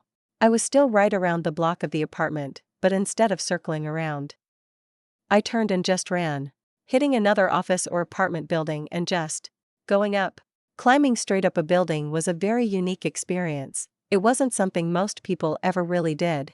But my hands knew exactly where to grab, my legs brought me to where I needed to move ever upward, and I didn't hesitate. I reached the roof by flipping over the edge, landing in a quiet crouch.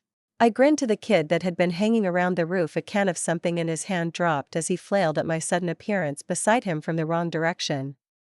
Then just kept moving. I bounced over the edge, landing on a signboard and then running along it until I leapt again. Hands gripping into concrete and metal as I climbed over the side of an upper-level bridge. As always, parts of Night City were multiple levels, and it was awesome to be able to reach them completely on foot. Then I ran, jumping and climbing onto a street light, until I was on top of it. I stood looking over the street, chest rising and falling in a gentle rhythm.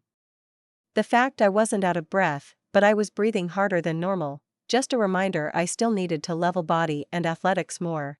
I laughed at the thought, unable to hold back, breaking into a long delighted laugh as I raised my hands above my head.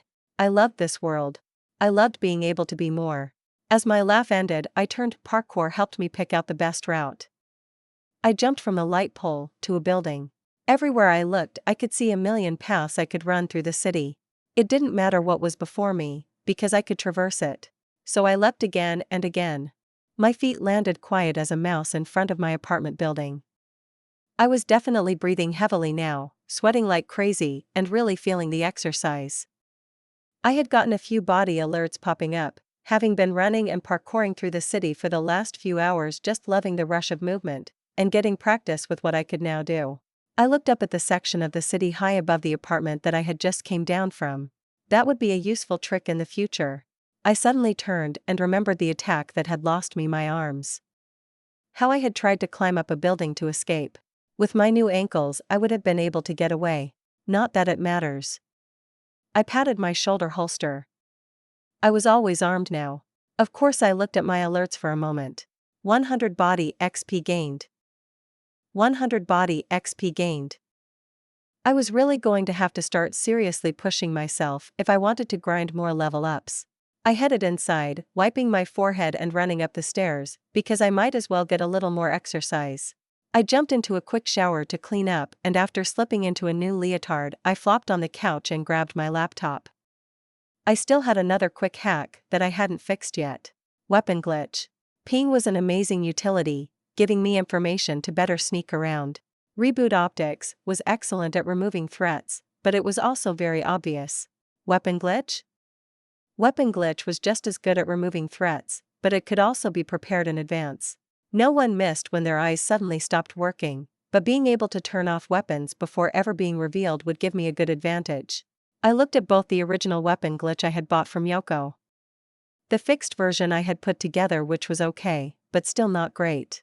Then I considered how I could make it great. I had enough experience now. Enough skill that I knew what to do. How to go about it. I was going to make a weapon glitch that would just be hilarious. If I could get the hack to bounce through the network, I could definitely get it to spread to every weapon connected to whatever gonk I was fighting against. I could potentially get it to bounce an unlimited amount of times within the network if I process the virus right. Length and spread. That was my goal. Sure, I could probably get a version that causes weapons to explode or something, at least smart weapons, causing their fuel and ammunition to cook off in the gun would be nasty, but that meant less loot. No, I wanted a single quick hack to massively reduce the threat of a large group of people. So I started programming. Mass hacking incident perpetrated by what the NCPD have decided to call the Laughing Man hacker. I blinked as I watched the news report. I had remembered that there had been an actual news report about my act of piracy. So of course I had checked it out. Apparently hacking the optics of dozens of rich and famous had caused a bit of a wave. I had to giggle uncontrollably as some Playboy singer was interviewed, absolutely spitting mad about how I had blinded him. Apparently he had been mid-coitus when it happened, and it had been with a married woman. A woman that was his boss's wife. Blind as they hadn't been able to split up before someone had come to help them. I'd apologize, but the guy's rant was a bit much. Temptation to assassinate rising. But it was all hot air. I think. I made a note to check if the guy actually knew anyone that could cause me trouble. In the end, since they didn't take too long to figure out how to fix the blindness, the incident slipped off the news. But for a short time, the Laughing Man had been big news. Cool. Scary, but cool. In the end, the news never figured out who I was before the whole incident was forgotten. In the end, I had only killed the one person after all. Everyone else affected was just given a small optical virus that had been fixed that night. I tapped my neck, feeling the shard ports. I still had the BD recording saved. I hadn't handed it over yet. I could just forget about it. No, that was fear talking. I rose up and stretched. It was getting late, but Judy should still be at Lizzie's. I got dressed and headed out, enjoying the drive through the city, singing along to the radio. Lizzie's was booming when I got there. So much so that I had to drive down the street to find a parking spot. In fact, there was practically a line getting in, but I did what any person does when they know the bouncer. I walked past the line up to Rita. She was glaring at a pair of gaunt kids at the front of the line that were trying to talk their way in. Come on. We've been out here for 3 hours. And you'll wait a bit longer. Rita offered with a glare and a move that caused her baseball bat to tap against her chrome shoulder with a tink noise. Of course I was getting attention by bypassing the line. Glares and a few irritated call-outs, but they all expected Rita to halt me. Hey Rita. Motoko. She greeted with a single nod, before looking me over. Business or pleasure? Business. I'm here to see Judy. Go on and then. Rita said, and the looks I got from the people in the line was pretty hurtful. Wasn't my fault I was here with actual business. The insides were crowded as I wandered in, walking past hordes of people flirting and drinking. Luckily, I was able to walk right through to the back and then down into Judy's lair. As I walked in, I was surprised that Judy wasn't alone. Susie Q. The leader of the Mox was standing beside her, looking down at a monitor. Oh. Hey Judy. Should I come back later? I asked, making sure they knew I was there. I knew how sneaky I was. I didn't want to get caught standing around waiting for them to notice and have people think I was spying. Jesus. Judy jumped, despite my attempt to not scare her. Motoko. I'm getting a bell on you, I swear to God. Sorry. I flailed a bit as I apologized, mostly because Susie Q had jumped too, and she, unlike Judy, didn't look amused. Or very happy to see me. No, come on in, Susie was just looking over my list of new BDs. What brings you here? Judy waved me in, which I noticed didn't make Susie very happy. But I wasn't here to make her happy. I got another BD. A big one this time. I went on a big gig, stole tons and tons of scav chrome from where they were keeping it. Stole a yacht, blew it up with a rocket launcher at the end. Should be preem. I offered, trying to act casual at the awesome tidbits I just offered. Wait. Stole a yacht? Motoko. Are you the laughing man? Judy asked suddenly without warning. I wasn't ready for this. Ugh. I can't believe they called me that. I'm not the laughing man, I'm not a super wizard class hacker. Yet. I muttered, I would get that power someday. Super wizard class hacker? What in the world is even that? Judy struggled to ask as she laughed through the question. It's a thing. I argued, but it was Susie Q that broke in then. You're the one that broke into the Gold Beach Marina? You? She asked, looking me over, with a look saying she refused to believe me. I shrugged. I wasn't here to prove I had done something. I popped the shard out of my socket and offered it up to Judy. See for yourself. Yoink. Judy chirped, snatching the shard and pushing her chair wheeling over to her system where she inserted the shard and seemed more than willing to get to work. You're the one that saved Knox. Susie Q muttered suddenly, as if she suddenly remembered where she had seen me. Yeah, that's how Knox and I met.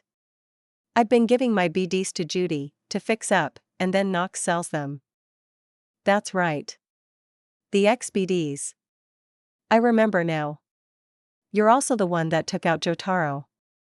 I didn't say anything. I didn't nod, or make any acceptance of that. Just a glare on my face as I thought about that monster. All right. Judy, get those BDs added to the server before you jump into that. You might not look like much, but any girl that can make the news and murder that monster is someone welcome here. She gave me a single firm nod as if my presence was now accepted before walking off. She always like that? I couldn't help but ask Judy. Yeah, that's how Susie is now. She used to be a lot nicer, before Lizzie died. Judy offered, sounding distracted as her fingers ran across her keyboard.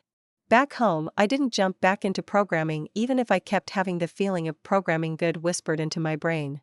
Inspired programmer was super useful, but it did mean I had that urge to act on it all the time. No, instead I grabbed my guitar and my music box.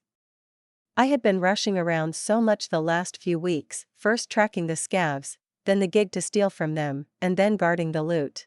I had even jumped straight into work when I got home, but I really needed to decompress a bit. So I hit my first note and played something actiony, just to get the energy out of myself.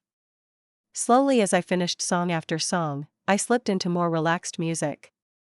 Soothing tones and crooning vocals. A few songs went by and then suddenly I got an alert.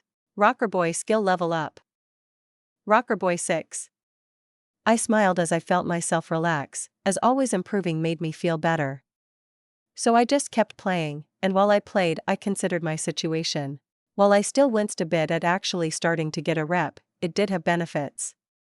There was a certain respect in the city for people who have done things. Stealing a yacht and blowing it up counted, I guess. Maybe? I don't know.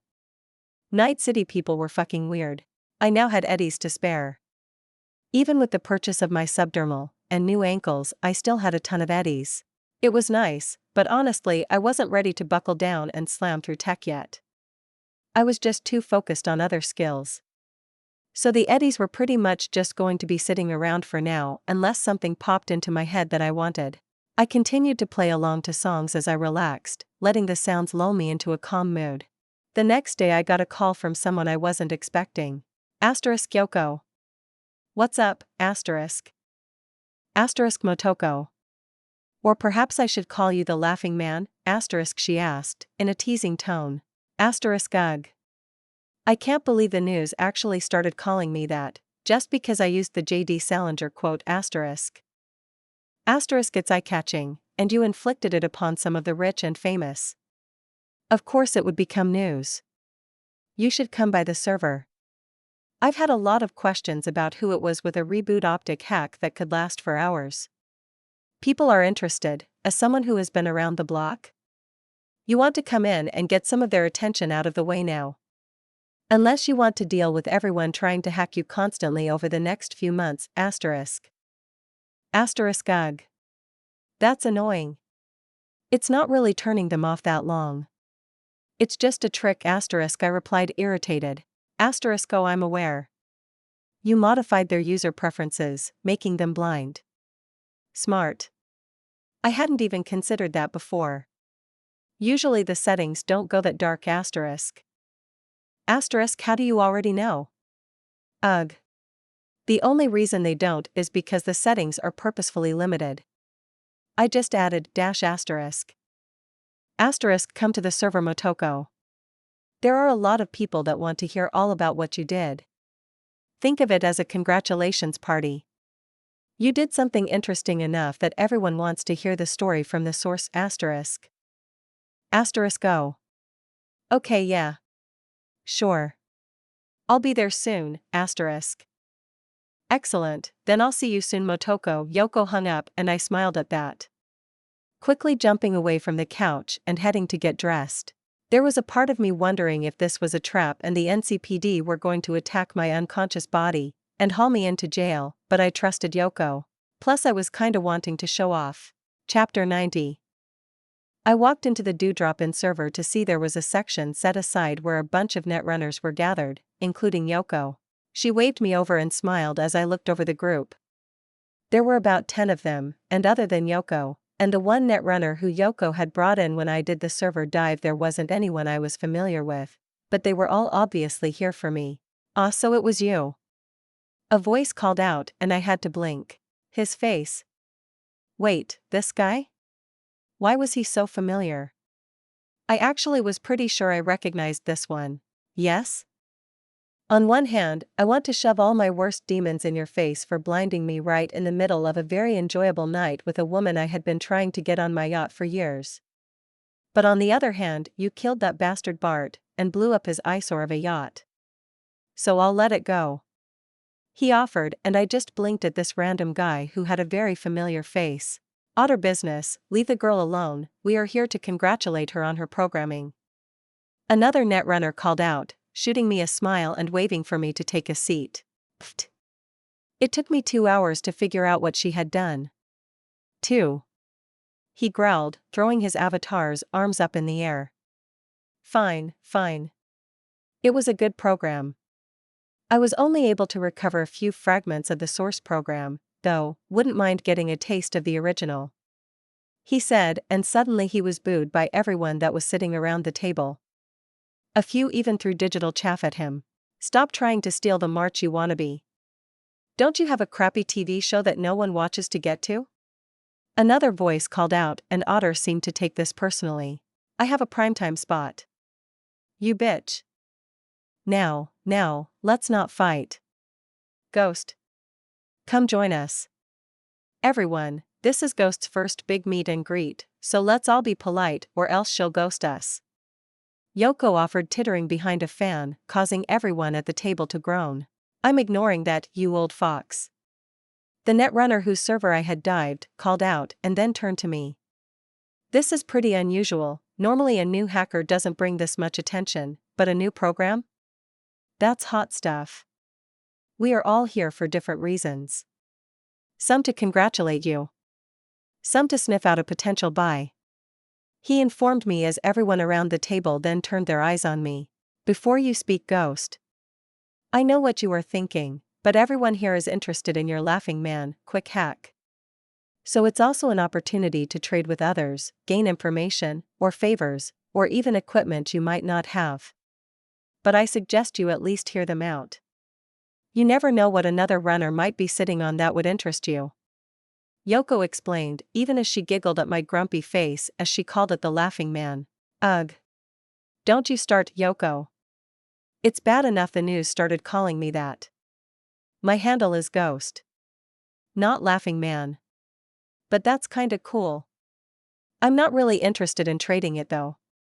I explained, earning a few boos from the group. Ironic name they picked out since you aren't a man. But it's certainly an interesting icon. What made you think of it? Otter asked, cutting in, and I noticed everyone else sort of glaring at him. Ignore him. Medias always have to ask questions even when they just run an economics show. It's a primetime show. He called out, and finally my mind connected. Ah. That's where I recognize you from. Your business is my business, right? I asked, snapping my fingers as it struck me where I knew the guy. It wasn't a show June and I watched, but I remember seeing it while scrolling through things a few times. That's right. Since you are a fan, I guess I'll forgive the hack. What's a little hacking between friends after all? He said, chuckling. Oh, shut up already, you peacock. Hey, your hack was nasty. You slammed every person at the marina with it, and it locked them down for hours. Even if it gets more popular, there are plenty of norms that will never know how to fix it. They had to call the NCPD netrunners in just to get everyone able to see again. It was preem. Come on, don't be a gonk. How much for a copy? A woman asked. The only identifying feature was the fact both of her eyes were covered by a set of techgogs, similar to the ones I had even. But before I could speak and deny being willing to sell my work, another netrunner spoke. This one had been sitting back not speaking, and basically trying to pretend to be too cool for this group. Don't let this shallows runner tempt you. I checked out your previous work as well. Yoko confirmed that it was your code, so let me be blunt. Trade it to me, don't give it to anyone else, I'll pay you more than any of these wannabes can offer. The man had stood up from his chair as he spoke. He was bald with piercing eyes, and I was a bit uncomfortable as he was locked onto me, his eyes never shifting.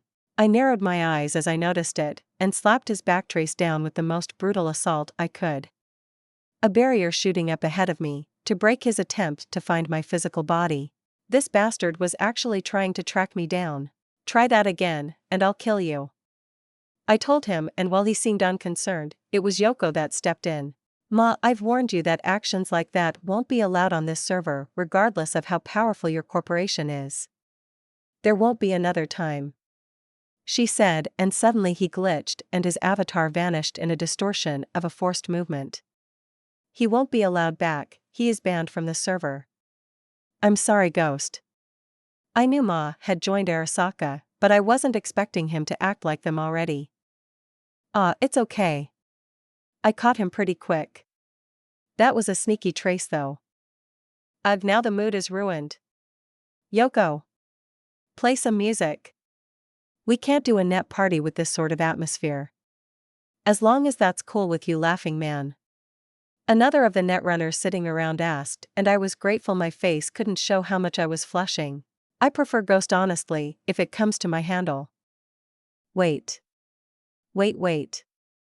Yoko was calling you that too. Didn't Bug complain to us about a ghost? Yoko then spoke up, giggling a little. She did indeed. Was that you, Ghost? Yoko said, laughing, but the way she spoke. She was offering me a denial if I didn't want to reveal that it was me. Yoko was pretty cool like that. Yeah, I met T-Bug in a microtech warehouse. She was gathering data for a chum of hers. Someone I actually know, funnily enough, so I helped out. Oh man, she was complaining for days about that. She was so annoyed that some unknown runner had her locked down. Yoko giggled, earning some laughs from the other netrunners as well. I guess T-Bug was well known. Alright, well then, Ghost. What would get you to want to trade for your program? One of the other runners asked suddenly, and everyone realized that the tension had eased up enough to get back to business. I'm really not intending on trading it. I mean, I traded my ping to Yoko, but this one is a personal hack. Yoko nodded, and I couldn't help but smile and agree. Still, Ghost, like I said, it would be a good idea to hear offers. You may be surprised at what can be offered, or what might interest you. Yoko said with a toothy grin. How about connections for a better deck? I know someone who has an Arasaka MK.3 that would be willing to sell if I recommended it. One of the netrunners offers a woman whose hair pulsed with light from scalp to tips consistently. Oh please, she could find that on her own without your help.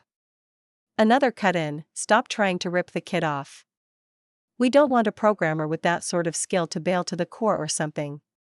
Speaking of kid, never join a corp. I saw that ping you dropped to Yoko, it was impressive work, real Nova stuff, but they would eat you up. They would put you in a lab and never let you leave. I'm serious. The netrunner told me with a firm finger pointed at me. God, R1OT. Let it go. We get it, you are anti-corp. They don't lock programmers into little dark rooms. Another cut in, but a few of the others booed at him. Says the Militech runner. Corpo dog. Another called out, but it was more teasing? Oh fuck off, all of you. I'm not a programmer, but I do security for a Militech site. We don't lock our programmers away. We do protect them though. A good programmer is worth their weight in eddies. I don't know about that. I'm a programmer, and I never had a corp offer me that much. Another grumbled, but that only caused the whole group to almost as one call out. I said good programmers. You have to be good. Ha ha ha. Yoko's laugh rolled over the group and I couldn't help but smile. What a weird group. Despite probably being enemies, here they were all. Compatriots? I wouldn't say friends, but it still stood. I'm kinda surprised that everyone is so friendly. Ah yeah, that happens. R1OT offered his face smiling. Sure, if I caught any of these wannabes sneaking into my server, I would black ICE them in a heartbeat, but we are all netrunners. We all started as kids plugging into their first modem and stealing something from a vending machine. Speak for yourself. My first hack was a car.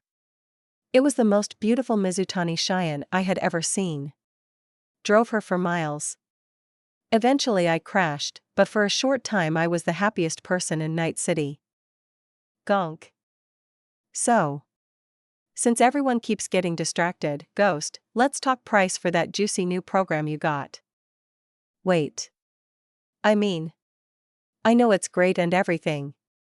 I demurred, earning some chuckles. But why are you all so interested in my program? There must be better stuff already out on the market? Sure, but if it's on market, it's already halfway solved. We are a community kid. Once you get to a certain height, you already know everything out on the market, how to defend against it, as best you can anyways. R1OT offered with a shrug. But you have something new. Something that no one knows how to protect themselves from. So I want it so I can protect my system from it. Others want to use it.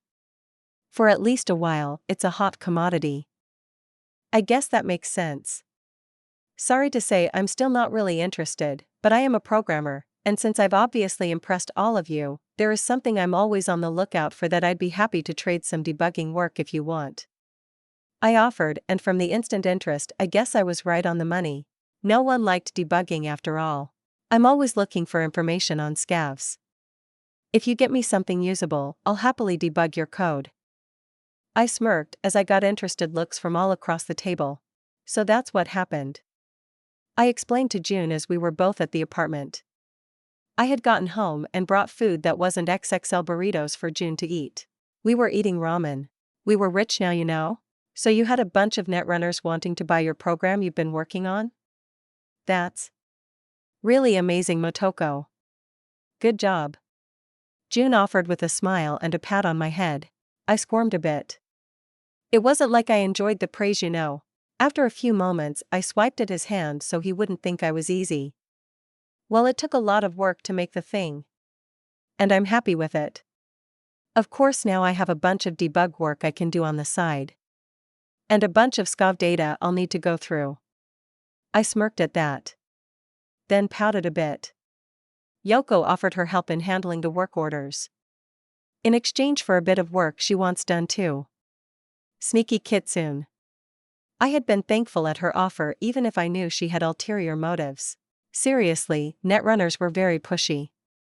Having them have to go through Yoko would save me a lot of stress.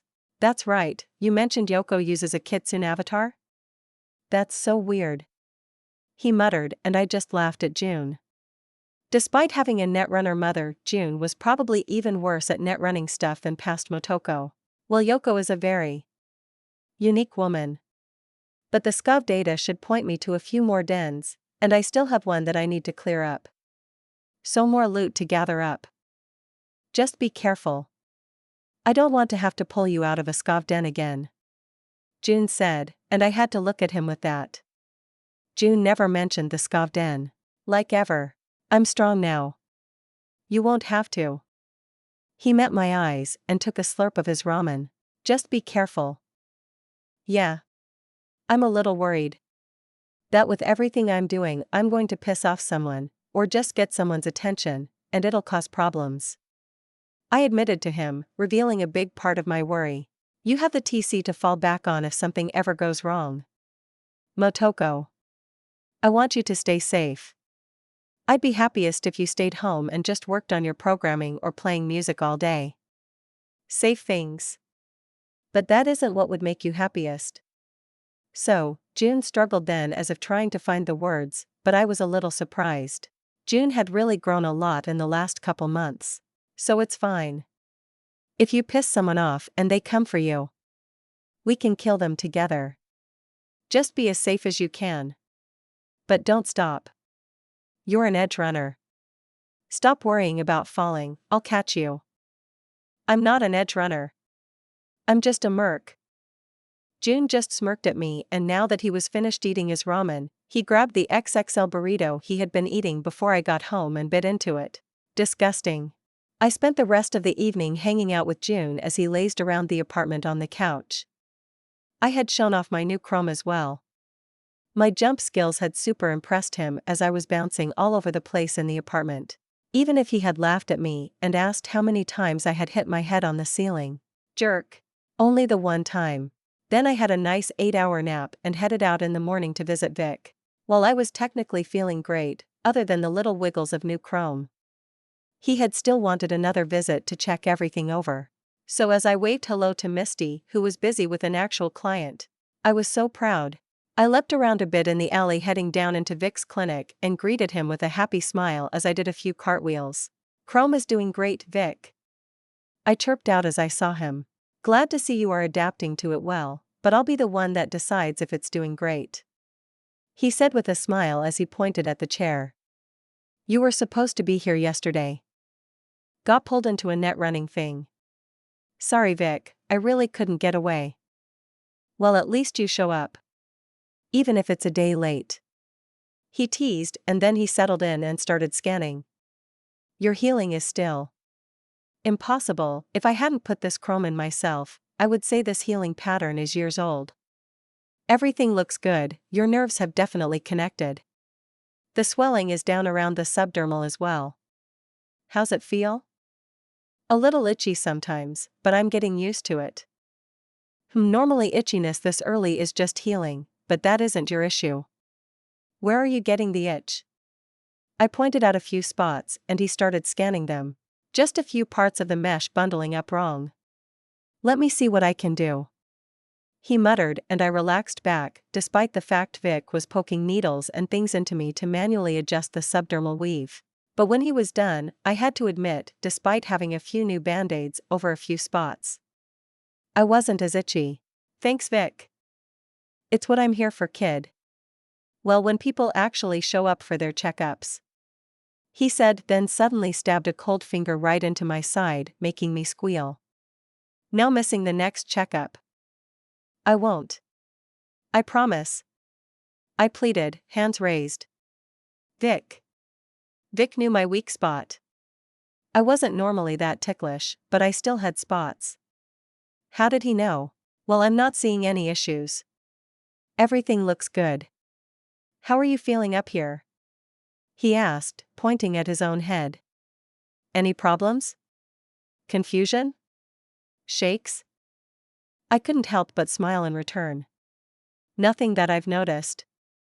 I think my arms are still more of a mental strain than the new stuff. But I'm not noticing any problems. I'll talk to June, or you as soon as I do. Get the chrome right out if I have to. Vic nodded, reaching out and ruffling my hair. You're a good kid, Motoko, don't let your greed ruin your future. I saw Jackie the other day, he came in with a big bruise he earned while on a gig, fixed him right up though. He mentioned that Wakako had finally cut him loose? No. I was guarding the loot I stole, Wakako called and told me there was a gig but I had to cancel, so I guess Jackie got it alone. I didn't know he got hurt. Huh. Just a bruise, kid, he got in a fist fight and won just fine. He was proud of the bruise more than anything. You two still working together? Yeah. Or. I guess I hope so? I've been a little busy the last while. I was planning a big raid, and I spent a bunch of time on the net, and I wasn't there for this last gig either. Should I call him? Ask if he wants some work. I know of a scav den I wanted to hit. Oh? Another one already? Well, I have one that led me to my last big gig. I didn't touch the peons right away while I was tracking where they took their chrome. There should still be a bunch there, and some gonks to flatline. Well, I'm sure Jackie would be happy to back you up, just be careful, kid. Scavs might be less dangerous than the big gangs, but they can be like cornered rats.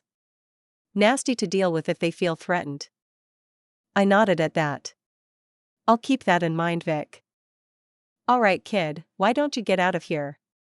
I'm sure you have exciting things to do today rather than hang out with an old fossil. What, where is Wakako? I said with a faux gasp, before coughing a bit as I realized what I just said. Don't tell her I made that joke, okay? Future blackmail. He assured me with a sinister smile.